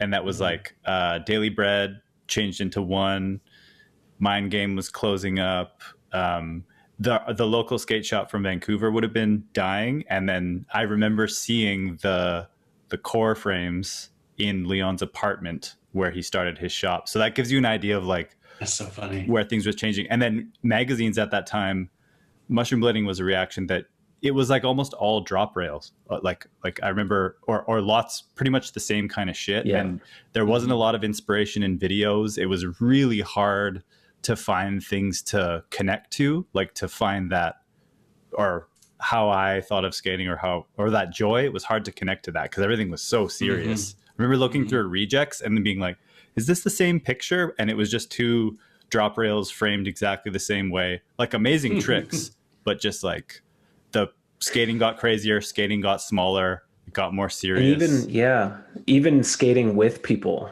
was not very fun because like people were so critical of anything that was outside the norm. Like skating was in this very narrow-minded place where like you either skated a certain way or like it was like a cool kids club. You were instantly like, you felt the disapproval of your peers. It was really not open, not very fun. I remember like in the Vancouver era, sometimes I almost felt bad for being enthusiastic about skating. Like I felt like I was supposed to be more serious and angry about it. Well, you were. I was. Yeah, I was. Definitely. But Todd made a good point on, was it when you were on Jump Street, that we were so removed from everything? We had no industry ties or anything. So that's why we kept doing it, because it was just, we were just up in Canada. Nothing to lose. Yeah, it was really fun. Even like, we're going to skate downtown. Well, everything's capped. There's nothing to grind. Why would you skate downtown? Or like big wheels, forget about it. Not even in the picture. So no, you doing back to blading was a really important key in like things were opening up at that point.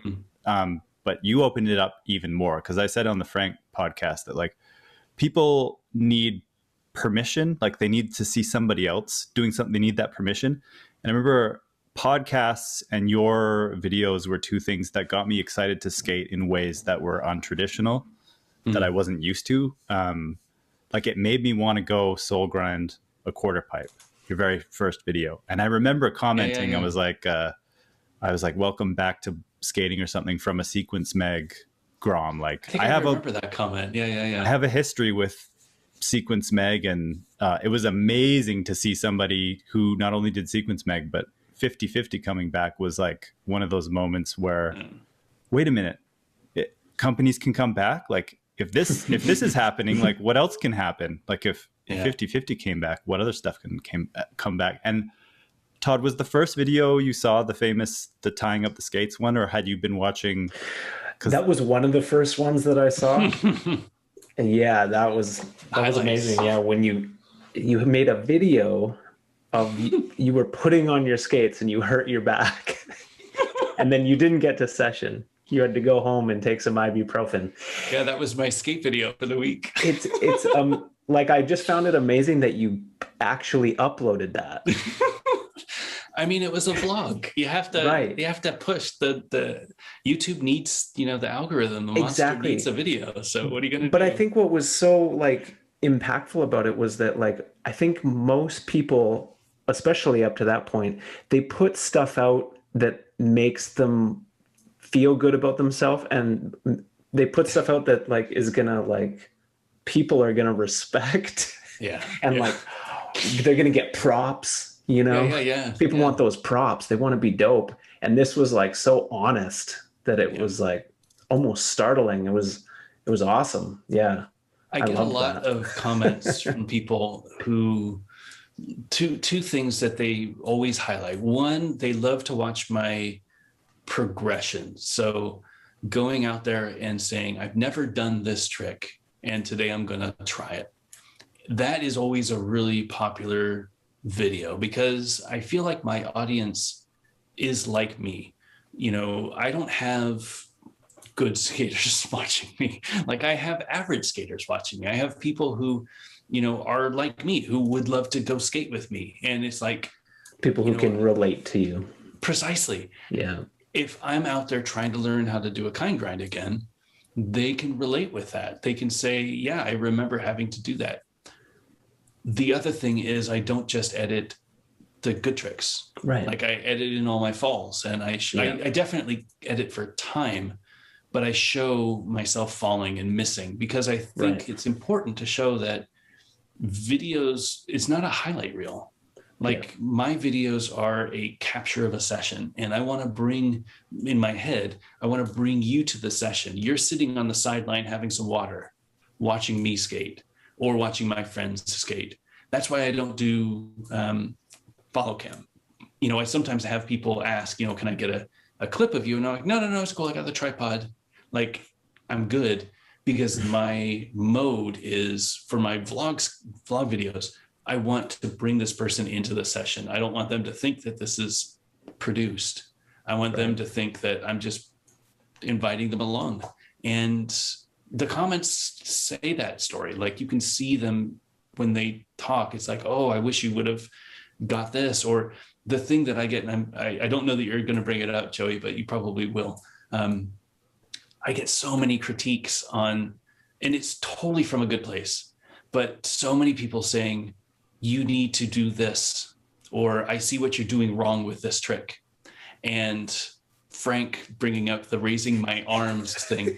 You don't know how many times I got, you just need to raise your arms on the videos after that. And it's hilarious. I mean, the problem is that YouTube isn't just this week. So I get videos from years ago where people are saying, oh, you know what, in order to get this topsoil, you need to do this. And I'm like, thanks. Like, I know that the motivation was, I want to help this guy. And I see what he's doing wrong, and I want to contribute. I want to make him a better skater. Like, it rarely comes from a, you suck, you can't do that trick. I get that sometimes, but I usually just block those people because they're not there for my channel anyway. Like, they don't need to see it. It's fine. But it's usually from such a good place. And right after the Frank podcast, I definitely got a lot of, on every video, you need to raise your arms more. You're not raising your arms a lot. That was about mini ramp. That's what the whole raising my arms thing was. Like, I raise my arms pretty well when I'm jumping on high ledges. Like, it's not a ledge thing. I never learned how to skate mini. I don't know how to do coping tricks. I was very fortunate to go out to Denver and skate Luke's ramp. And Rachel Norkin was a great host. She showed me around. We went to a few spots, and she brought me to Luke's ramp. Frank showed up and met with us, and we were able to session that big, wide, long ramp. And I was able to get a few grinds off, but definitely struggling left and right. And that is when Frank explained to me that, you know what you're not doing? You're not lifting your arms up. Your momentum is stopping before you hit the coping. So if you raise your arms up and you keep them up, your momentum will keep you going up the transition. And if you watch my mini ramp skating, you'll see that 9 times out of 10, I do a pretty good job of lifting my arms up so that I can continue going, and then I can put myself on the mini ramp on the coping. But so many people, like, I think I was struggling with top acid. And oh, you gotta lift your arms. Like, it's a curve. Like, I don't have to lift my arms. Like, I'm okay. It's not gonna make that much of a difference. But I appreciate it. Again, they listen to the show. They're like, oh, I know what Lawrence is doing wrong. I want to help him. It's coming from a good place. So I definitely love it. But yeah, you got to have a thick skin to be on YouTube. That's for damn sure. Yeah. Okay. I was going to ask you, I think a lot of people don't know that being able to film yourself talking in public to a camera is a skill that you have to work over time. So how did you, when you first started doing that, what did you go through mentally? Or like, did you have conversations with yourself like, fuck, I don't want these people watching me film myself? Or what is that like? I hid a lot. I hid in the skate park away from everybody. And I still do. I skate mostly by myself, so I don't have a lot of people around me. But I just blank everyone out. You know, again, I give a lot of credit to my dad. He was an amazing speaker, public speaker, and he did a show on computer crime, and it was like a weekly show on how to prosecute computer crime. This was back in the days with like Kevin Mitnick and like the phone freakers and all that early computer crime stuff.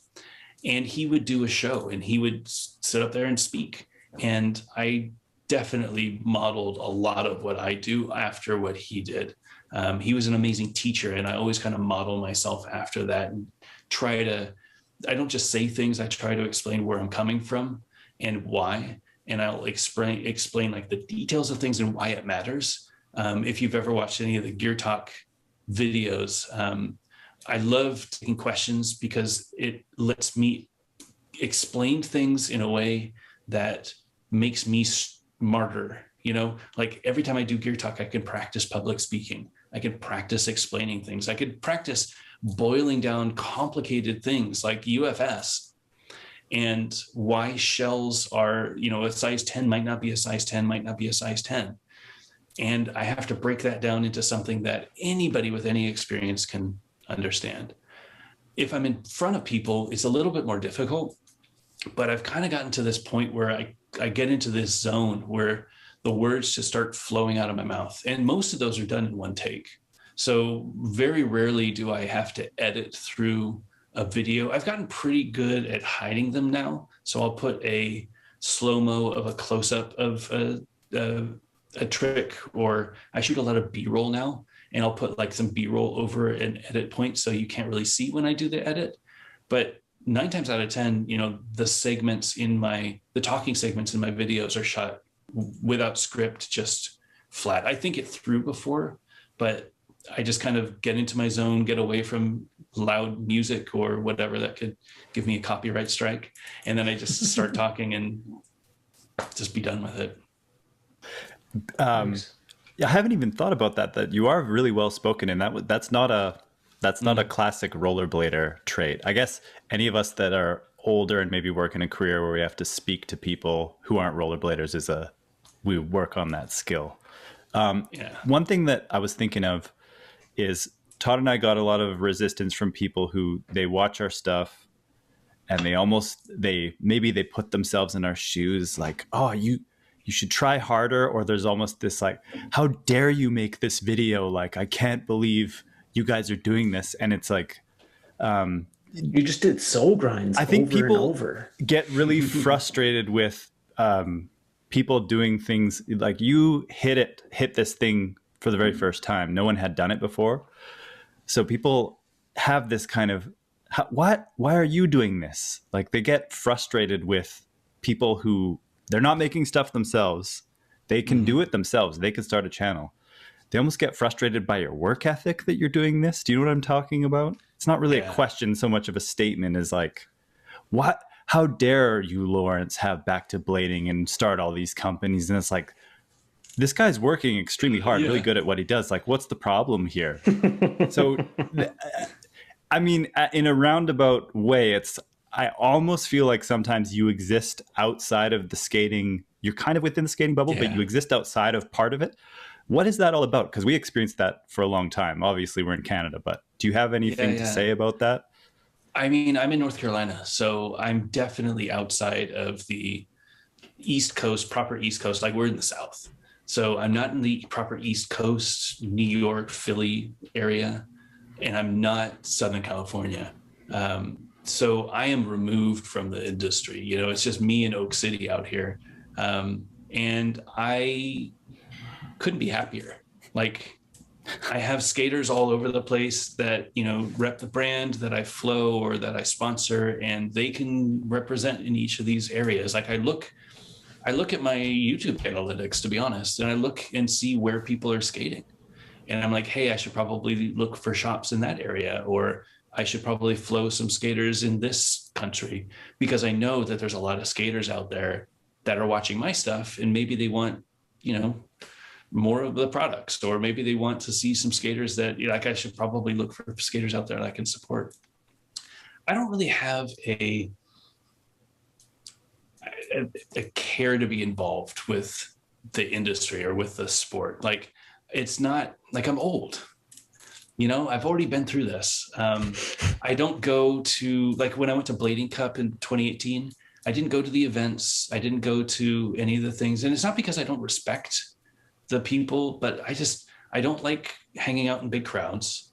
And I don't like wasting my time, you know? Like, I felt like, and to be completely honest, I was exhausted after meeting so many people. I lost my voice every day. I was, hardlining cough drops and just trying to, rest up every night so that I could speak the next day. But I don't have that goal of being part of the industry, or part of the parties or anything like that. I feel like that's what the team is for. And that's why I find skaters that, and I think our skaters are amazing at what they do, but most importantly, they're amazing people. And they bring the message that I would bring in the environments that I wouldn't necessarily be in. They can represent the brands in a different way. Like, I'm definitely no Hood Panda, right? But his generosity and his like influence with the community and the people that respect him, and like they know that he's just this reliable dude, like that's what I love.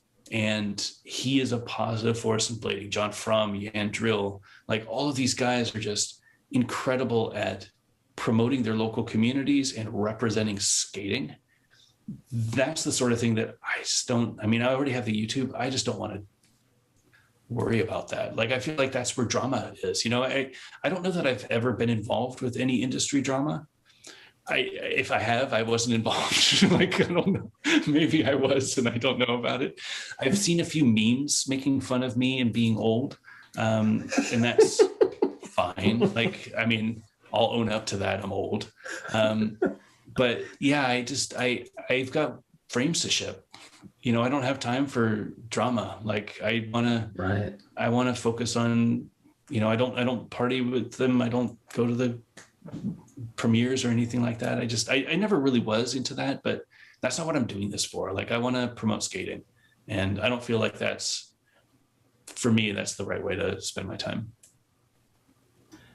The ability to have an impact on the culture from anywhere was something amazing that happened with YouTube and Instagram. But I do know all the action sports are having this reckoning of like all the original media things, all those things broke down, and people have a tough time pinpointing like, well, what is skateboarding or what is rollerblading? And then you get really passionate people that comment on it, and then you get really passionate people that do stuff, and then it's harder to have an identity, or for the activity to have an identity. I don't think that's a bad thing. I know that that's like where the hammers conversation comes from. It's like people get really attached to what they thought it was. And I love what you're doing. And I had my own personal like up and then dip and then back up again, where I was like, I loved when you first started. And then in the middle, I'm like, is Lawrence just like reviewing this stuff so he can sell his own stuff? And then over time, I'm like, wait, no, everything he's saying, like when I would try products or things that you would talk about, I'm like, this all makes sense where he's coming from. And yeah, I'm sure lots of people have the same thing where maybe they're having a reaction to your stuff, maybe like you had a reaction to our stuff, and eventually they'll get it. And especially when they become a dad and a career person and a busy person, they're going to have a whole new level of respect, realizing what you're doing. I'm not trying to brown nose here.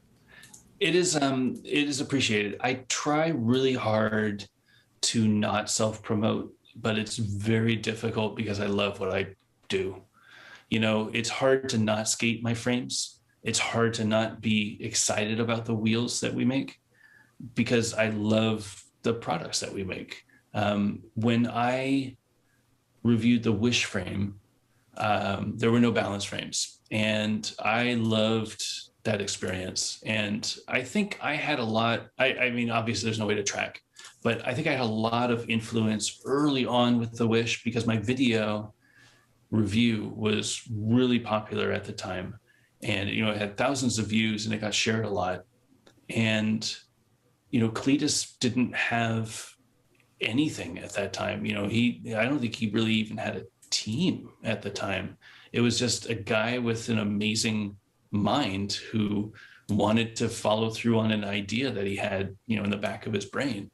And I saw a lot of myself in Cletus, and I was a supporter early on. I wanted to get the frames. I absolutely love the frames.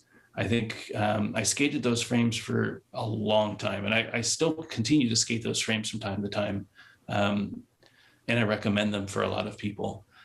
The line between being a company owner and promoting your own products and then being the Back to Blader YouTuber is definitely very blurry. And I try to disclose that. I mean, there's even a drinking game now when I say full disclosure. I thought it was fine before. Fine. Well, there's a lot of drinking games. I think it's fine. Full disclosure. Yeah, let's try some grinds. Like there's a lot of can't wait to see what you do. There's a lot of drinking happening out there because of me. But I do my best. I don't review frames anymore. I reviewed the Vem frame because it came on the Community 908.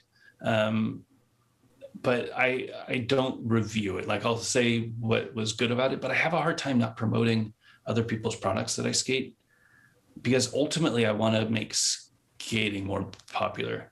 Like it's more about rising up skating, not a specific brand. And obviously, my brands are the ones that I'm most intimate with, and I support, and I would make more, money off of if they sold more. But I want to make sure that there's more people out there that I can sell to, not just that I'm selling to the small market that we have. And the only way to do that is to get people the right skates for their feet, to get people the right frames for their style, to get people the right wheels. And that's not always going to be a 50-50 Compass Chroma product. And I totally understand that. I make a very opinionated frame that I think does really well for what I do. The wheels, I mean, the 58s they're like a face profile. That's not for everyone. Some people like a flat profile. Some people like a rounded profile. I really liked the 58 with the face profile. First, because I never got to skate face wheels. I missed that whole boat. And second, I wanted a 58 that you could put in a balance frame and ride flat. And it's a really good 58 for riding flat. But that's not for everyone. I recommend dead wheels. I recommend undercover. I recommended Conjure. I always wore Conjure shirts. Like I love those guys. I do everything that I can to promote skating. And sometimes it interacts with promoting my own stuff. Well, there's no way around that. Yeah. It's also really good to educate people. I think the more educated people are about skate technology, the more enjoyment they're going to have with their skating, because they'll be more aware of all the different options and the different ways they can experience skating. Yeah. Like we're in a pretty awesome time that we have so many options, like with big wheels and different aggressive frames. Like a skater who's taking advantage of all those options is going to be a happier skater, and they're probably going to do it for a longer period of time. And that's the goal. Yeah. I love, again, I know that not everybody loves the Aeon, but I love promoting the Aeon. I've probably sold more Aeons than any of the USD riders. I love that skate. And the reason I love that skate is you take it out the box, you put it on your foot, and you go skate. So somebody getting back into skating, they don't have to know what UFS is, right, or what profile wheels they need, or where to get bearings. If you buy something boot only, good luck. How are you going to figure all that stuff out? Yeah, we take that stuff for granted. Absolutely. But I get the questions, and I'm like, well, the biggest shock is that the USD Aeons come with 61 millimeter wheels, but they're 60s. So if you measure them, they're 60s, but they have a label on them that say 61. You want to know how many times I get people asking where they can find 61 millimeter wheels? 61's my favorite size for the middle of Wish, but they don't really exist. Like USD they don't exist. No, there needs to be more. 61s. And that's the thing. People take things literally. They're very you've got to assume that they don't know anything, and I don't say that in a negative way. They don't know anything. We need to treat people like this is their first time in a skate shop, first time holding skates, and explain everything. And the Aeon is the best skate for them. You put on your foot and you've got a flat setup with a big ass, gap that you can do all of the grinds that you grew up with. You got these big lunch trays that you can jump on. You don't have to worry about boning over your sole grind or anything. And it does the thing. Now, are they going to get slower? Yeah. Are they going to feel clunky? Probably. Like, they're not the best skate for most people. You don't see many pros skating Aeons, and there's a reason for that. Like, they usually skate carbons or something like that. But if you just want to spend $250 and get back into skating, and you want a good experience, not a great experience, but good experience, there's no better skate than the Aeon. Yep. I'll tell everybody, you know, I had a better experience once I got a better fit. Again, I apologize for anybody who was offended by that video. It was more about relaying a really bad session, kind of like your back, that I wanted to put that video out. But the Aeon is I came around.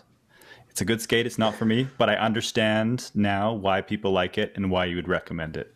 So again, you had a really good quote a while back where it was on one of your podcasts where you were talking about the lengths of frames and the spacing on the wheels.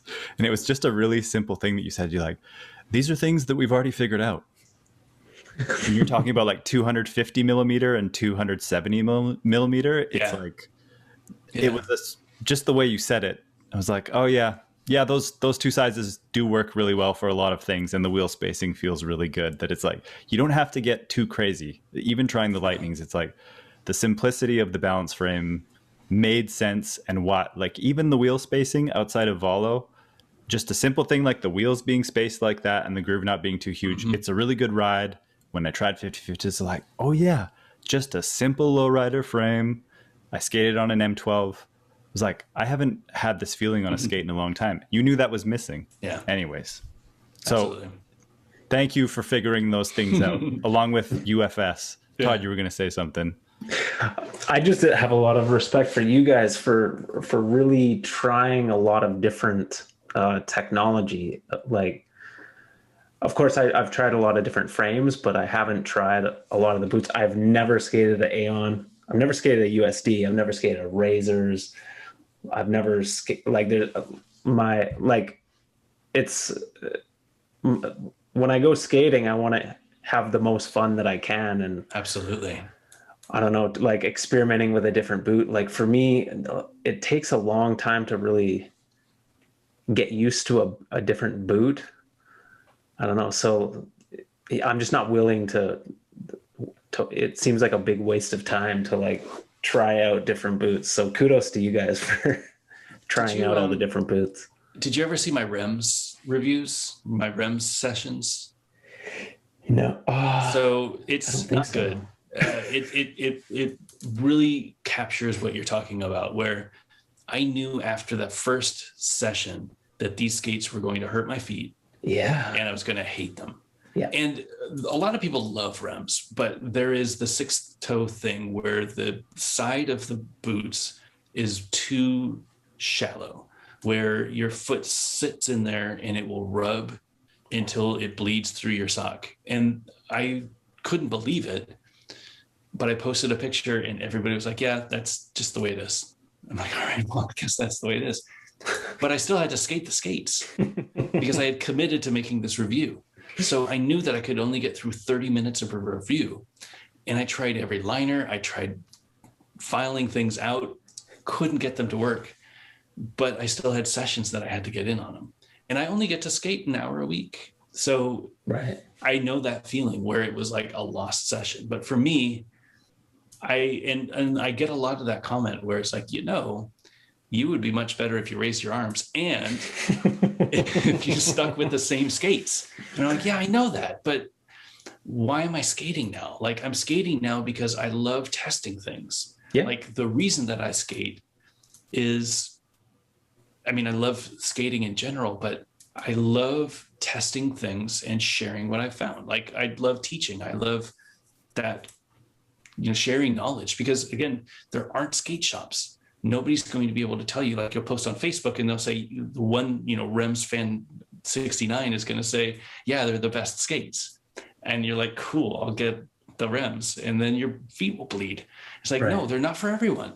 And there's a lot that you need to explain for all of the different boots out there. And the only way that you're going to know it is if you skate them for a month.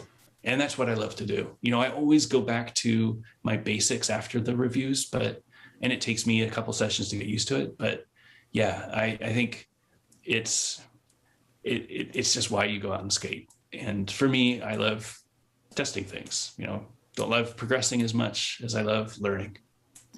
I was impressed by how many people enjoyed my pain, and it was probably the same watching the Aeon review, probably the same for you in the Rems, that almost like people would want to throw more bad skates that they know you wouldn't enjoy because the video would be interesting.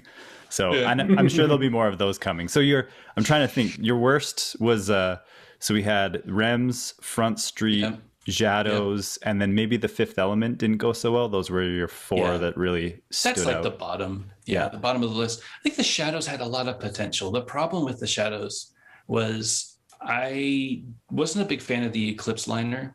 I feel like the old Shadows probably was a better way of going about the system. Like it just kind of felt like, well, I'm just skating a normal boot now. You know, I didn't have that low cut footbed that the Shadow was known for. Now it's just I'm wearing a liner and I could walk with a liner. Like it didn't really click with me. And I tried skating big wheels with them, some Trimax with 3x100. No. And it was just a sloppy mess. Like I felt like I was going to crack my ankles. But that was the way they came. So they came stock like that. The friggin' Razors Shimas coming flat 60 on Featherlight 3s. So I skated flat 60 with Featherlight 3s for a session, and it sucked. Like I didn't mind skating flat 60, but like when you can see the wheels in the groove because they extend past where the groove stops, you know you're looking for trouble when you're trying to do a Royale. Like it was not a good experience. They should have had a Drago sticker from Rocky IV just saying, if he dies, just above the groove. Yeah. But I always skate stock. So I start with the stock. I've been getting them complete now instead of boot only, if at all possible. And I'll just skate them the way they come, because that's the way that people intend them to come. And I want to tell people, you know, this is what I thought of the skates, because if you're going to buy them, you need to know what to improve. I'm skating the Gods now, which comes with a Featherlight 4, Fluid 4, with the Gods wheels on the outside and anti-rockers. Amazing skates. I really love the skates, but I don't really like the frame. And I'm able to explain why I don't like the frame, because when I do my Royales, the groove of the frame combined with the width of the sole plate makes my Royales to stand up. You know, the angle is just off. If you imagine skating freestyle on Shadows, your angle would just be off. Otherwise, if you get boot down on your Royale, you're just on the sole plate. You're just on the Royale groove. You're not touching the frame at all. And that's not a very good feeling. I like having that 2 point of contact, and that angle was just off. Otherwise, everything was fine. Wheels were fine. I'm still riding the wheels on prime frames. I swapped out the sole plates so that they were white instead of red, but really great skates. The Front Street were the biggest, I think, right next to the Rems, the biggest problem. I just lost every trick. I couldn't get it. They were so stiff. And the pivot points in the boot flex just were like, people were saying, oh yeah, you got to take the cuffs off for a few sessions. I'm like, take the cuffs off. Why would I invest this amount of time into these skates? Like, why not just get those skates? Those skates worked great for me. Like, if you were stuck on an island and the only skates you had were K2 Front Streets, I could see investing the time to take the cuffs off and put some baseball glove oil in there and massage them. But it's like, no, like there's other options out there. I never skated the Unnaturals. I don't know if they had the same stiffness problem, but I really struggled with that Front Street. And I just don't have the patience to invest in breaking in a skate like that. And I got a lot of comments where like, oh, they're the most comfortable skates after you skate them for 20 hours. I'm like, dude, I'm not skating them for 20 hours. Like that's, you know, I get an hour a week. That's like half a year of me skating these stupid skates. Yeah, it took me a while to figure out that part of, you've done a good job of explaining that, like, I only have this much time to skate. I don't want to break anything in. I just want to do my tricks. And I love that people who watch your channel enough know that. And that's an important part if people have these channels, like being able to communicate exactly the way you like to skate, why your preferences are the way they are. I love that. You say often, it's like, I like to skate this ledge. This is what I like to do. But for a while I was like, I was being that guy. I wasn't commenting. I'm like, you just got to skate longer. You just got to break it in, man. But that was when I skated the Intuitions. I'm sure it was right in the in the heart. I was having heart palpitations. My palms were sweating. So that's an interesting one. In my defense, the Intuitions that I got were them Intuitions. I went in assuming, based on the 908, that the 908 medium would be my size. It turns out that's the wrong size for my foot. But the 908 medium worked great in the V1 because it was floppy and because the liner was like a sock. The newer molded ones, like the Intuitions, the Intuition is not 28.5. The Intuition is 27.8, which my foot is 28.5. So if it were the same sizing as the V1 them liners, I wouldn't have had that issue and I would have been fine skating them. But every single session, my toes would curl up like the witch from the Wizard of Oz. Right. And but it was the boot. It was not. The boot was fine. The boot didn't change. It was the liner was too small for the boot. And that's when now they have the two different sizes with the Danny Beers. So they have the 10 and 10.5, and then they have the 9 and 9.5 in the medium them shell. Before it was just the 9 and the 9.5, which is the wrong, in my opinion, is the wrong liner. They should always go with the big one because then you can fit everybody. And maybe the 9.5 people might have a little bit more room versus a 10 or a 10.5 person not being able to skate the skates at all. That's where I think ski boots, I don't want to get too tech, but that's where I think ski boots have shims, like a boot board that would fill it out a little bit more. Yeah. You gained my trust. I was like thinking to myself, Law must be launching a liner company. Like this is all a grand. He's going to be like, these are my liners. Yeah. His intuition sucks. I made some improvements. Yeah.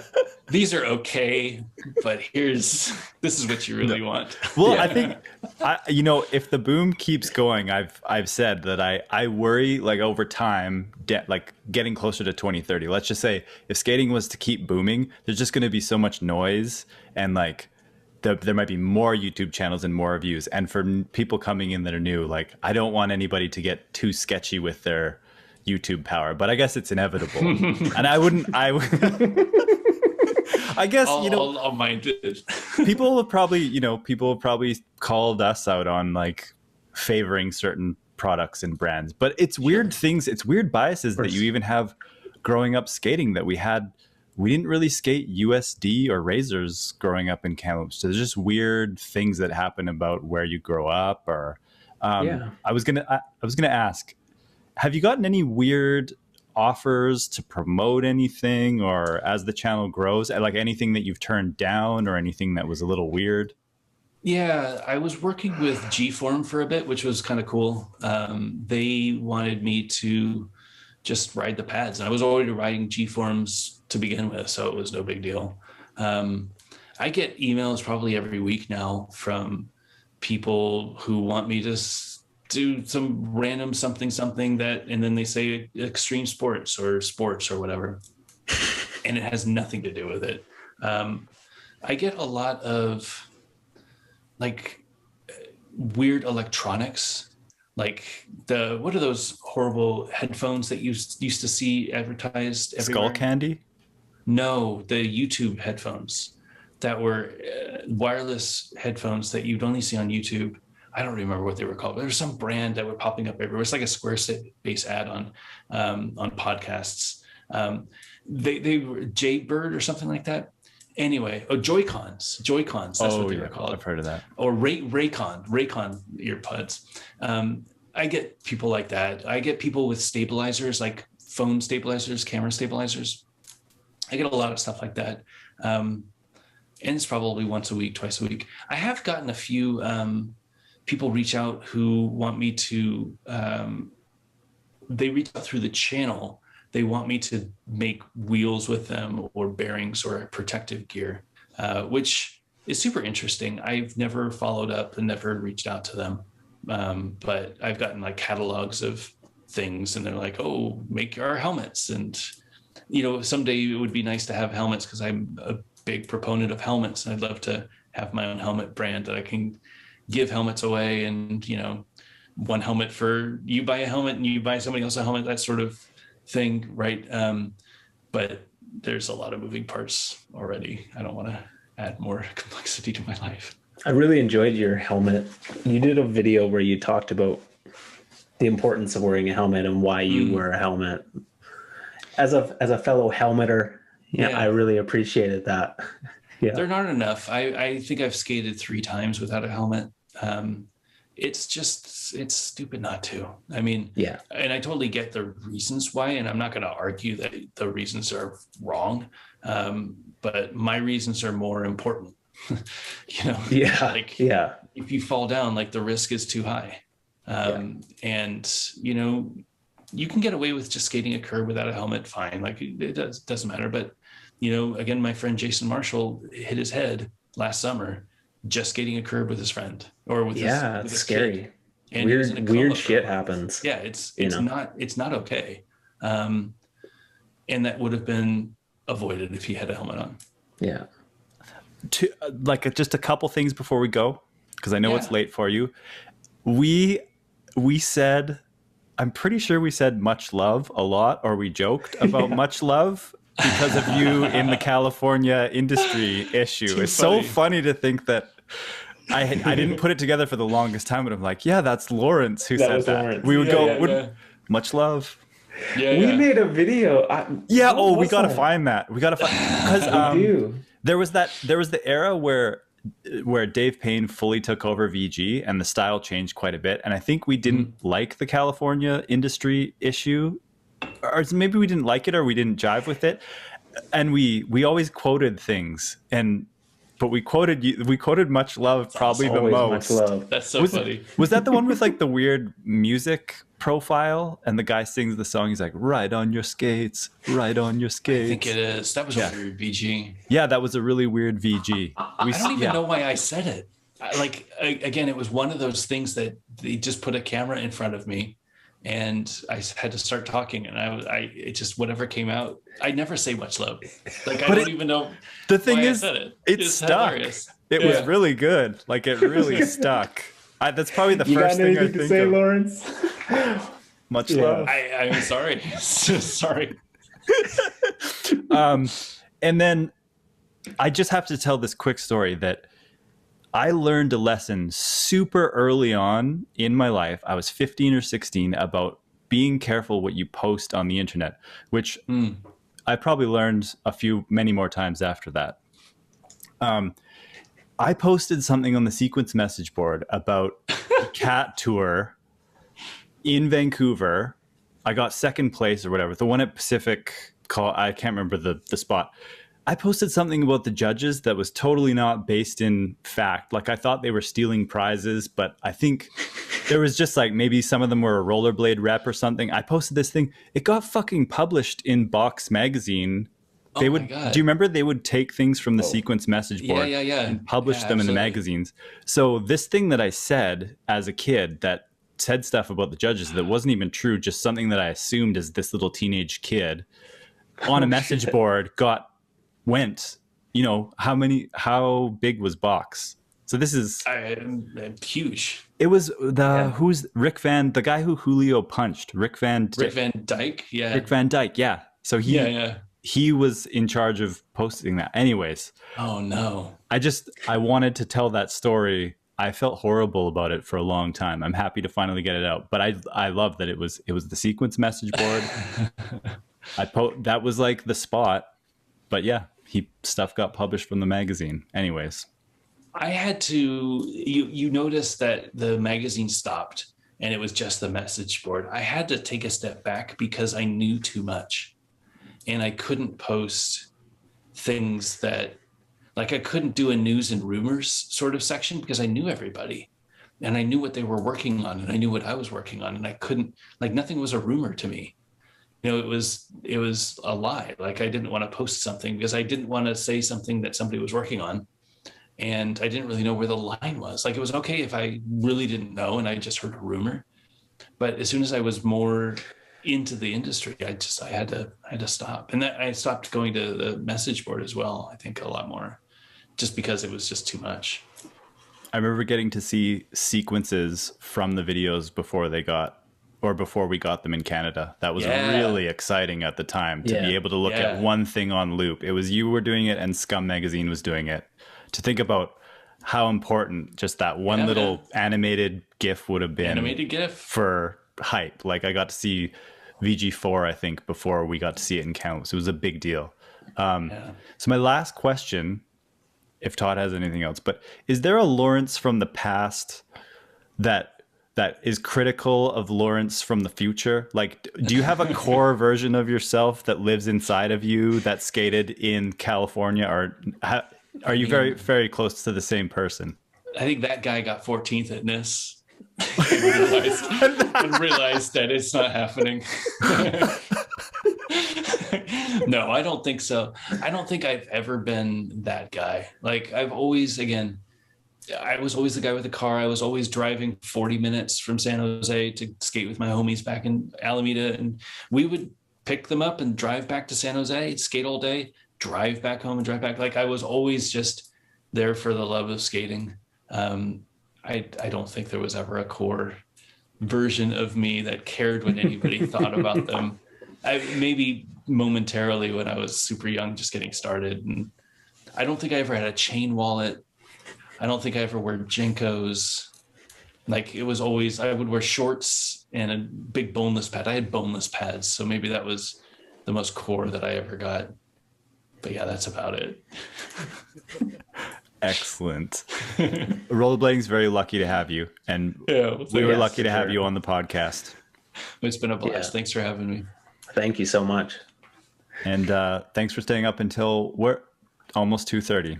Yeah, it's 2:10. It's fine. My camera, I'm on my laptop now. My camera, I used my nice camera, and it's getting a trickle charge from the laptop, but apparently it doesn't have enough juice to stay charged. So 2 hours, 2.5 hours is probably the limit. Oh well. And there won't be no show notes, Lawrence. I'm sorry. No. Oh man. No. Okay. What am I going to do? What am I going to do all weekend? Okay. Have a good night. Thank you. Thank you, everybody. Yeah, good thanks, hangout. Lawrence. Thanks, Joey. Thanks, boys. See you guys.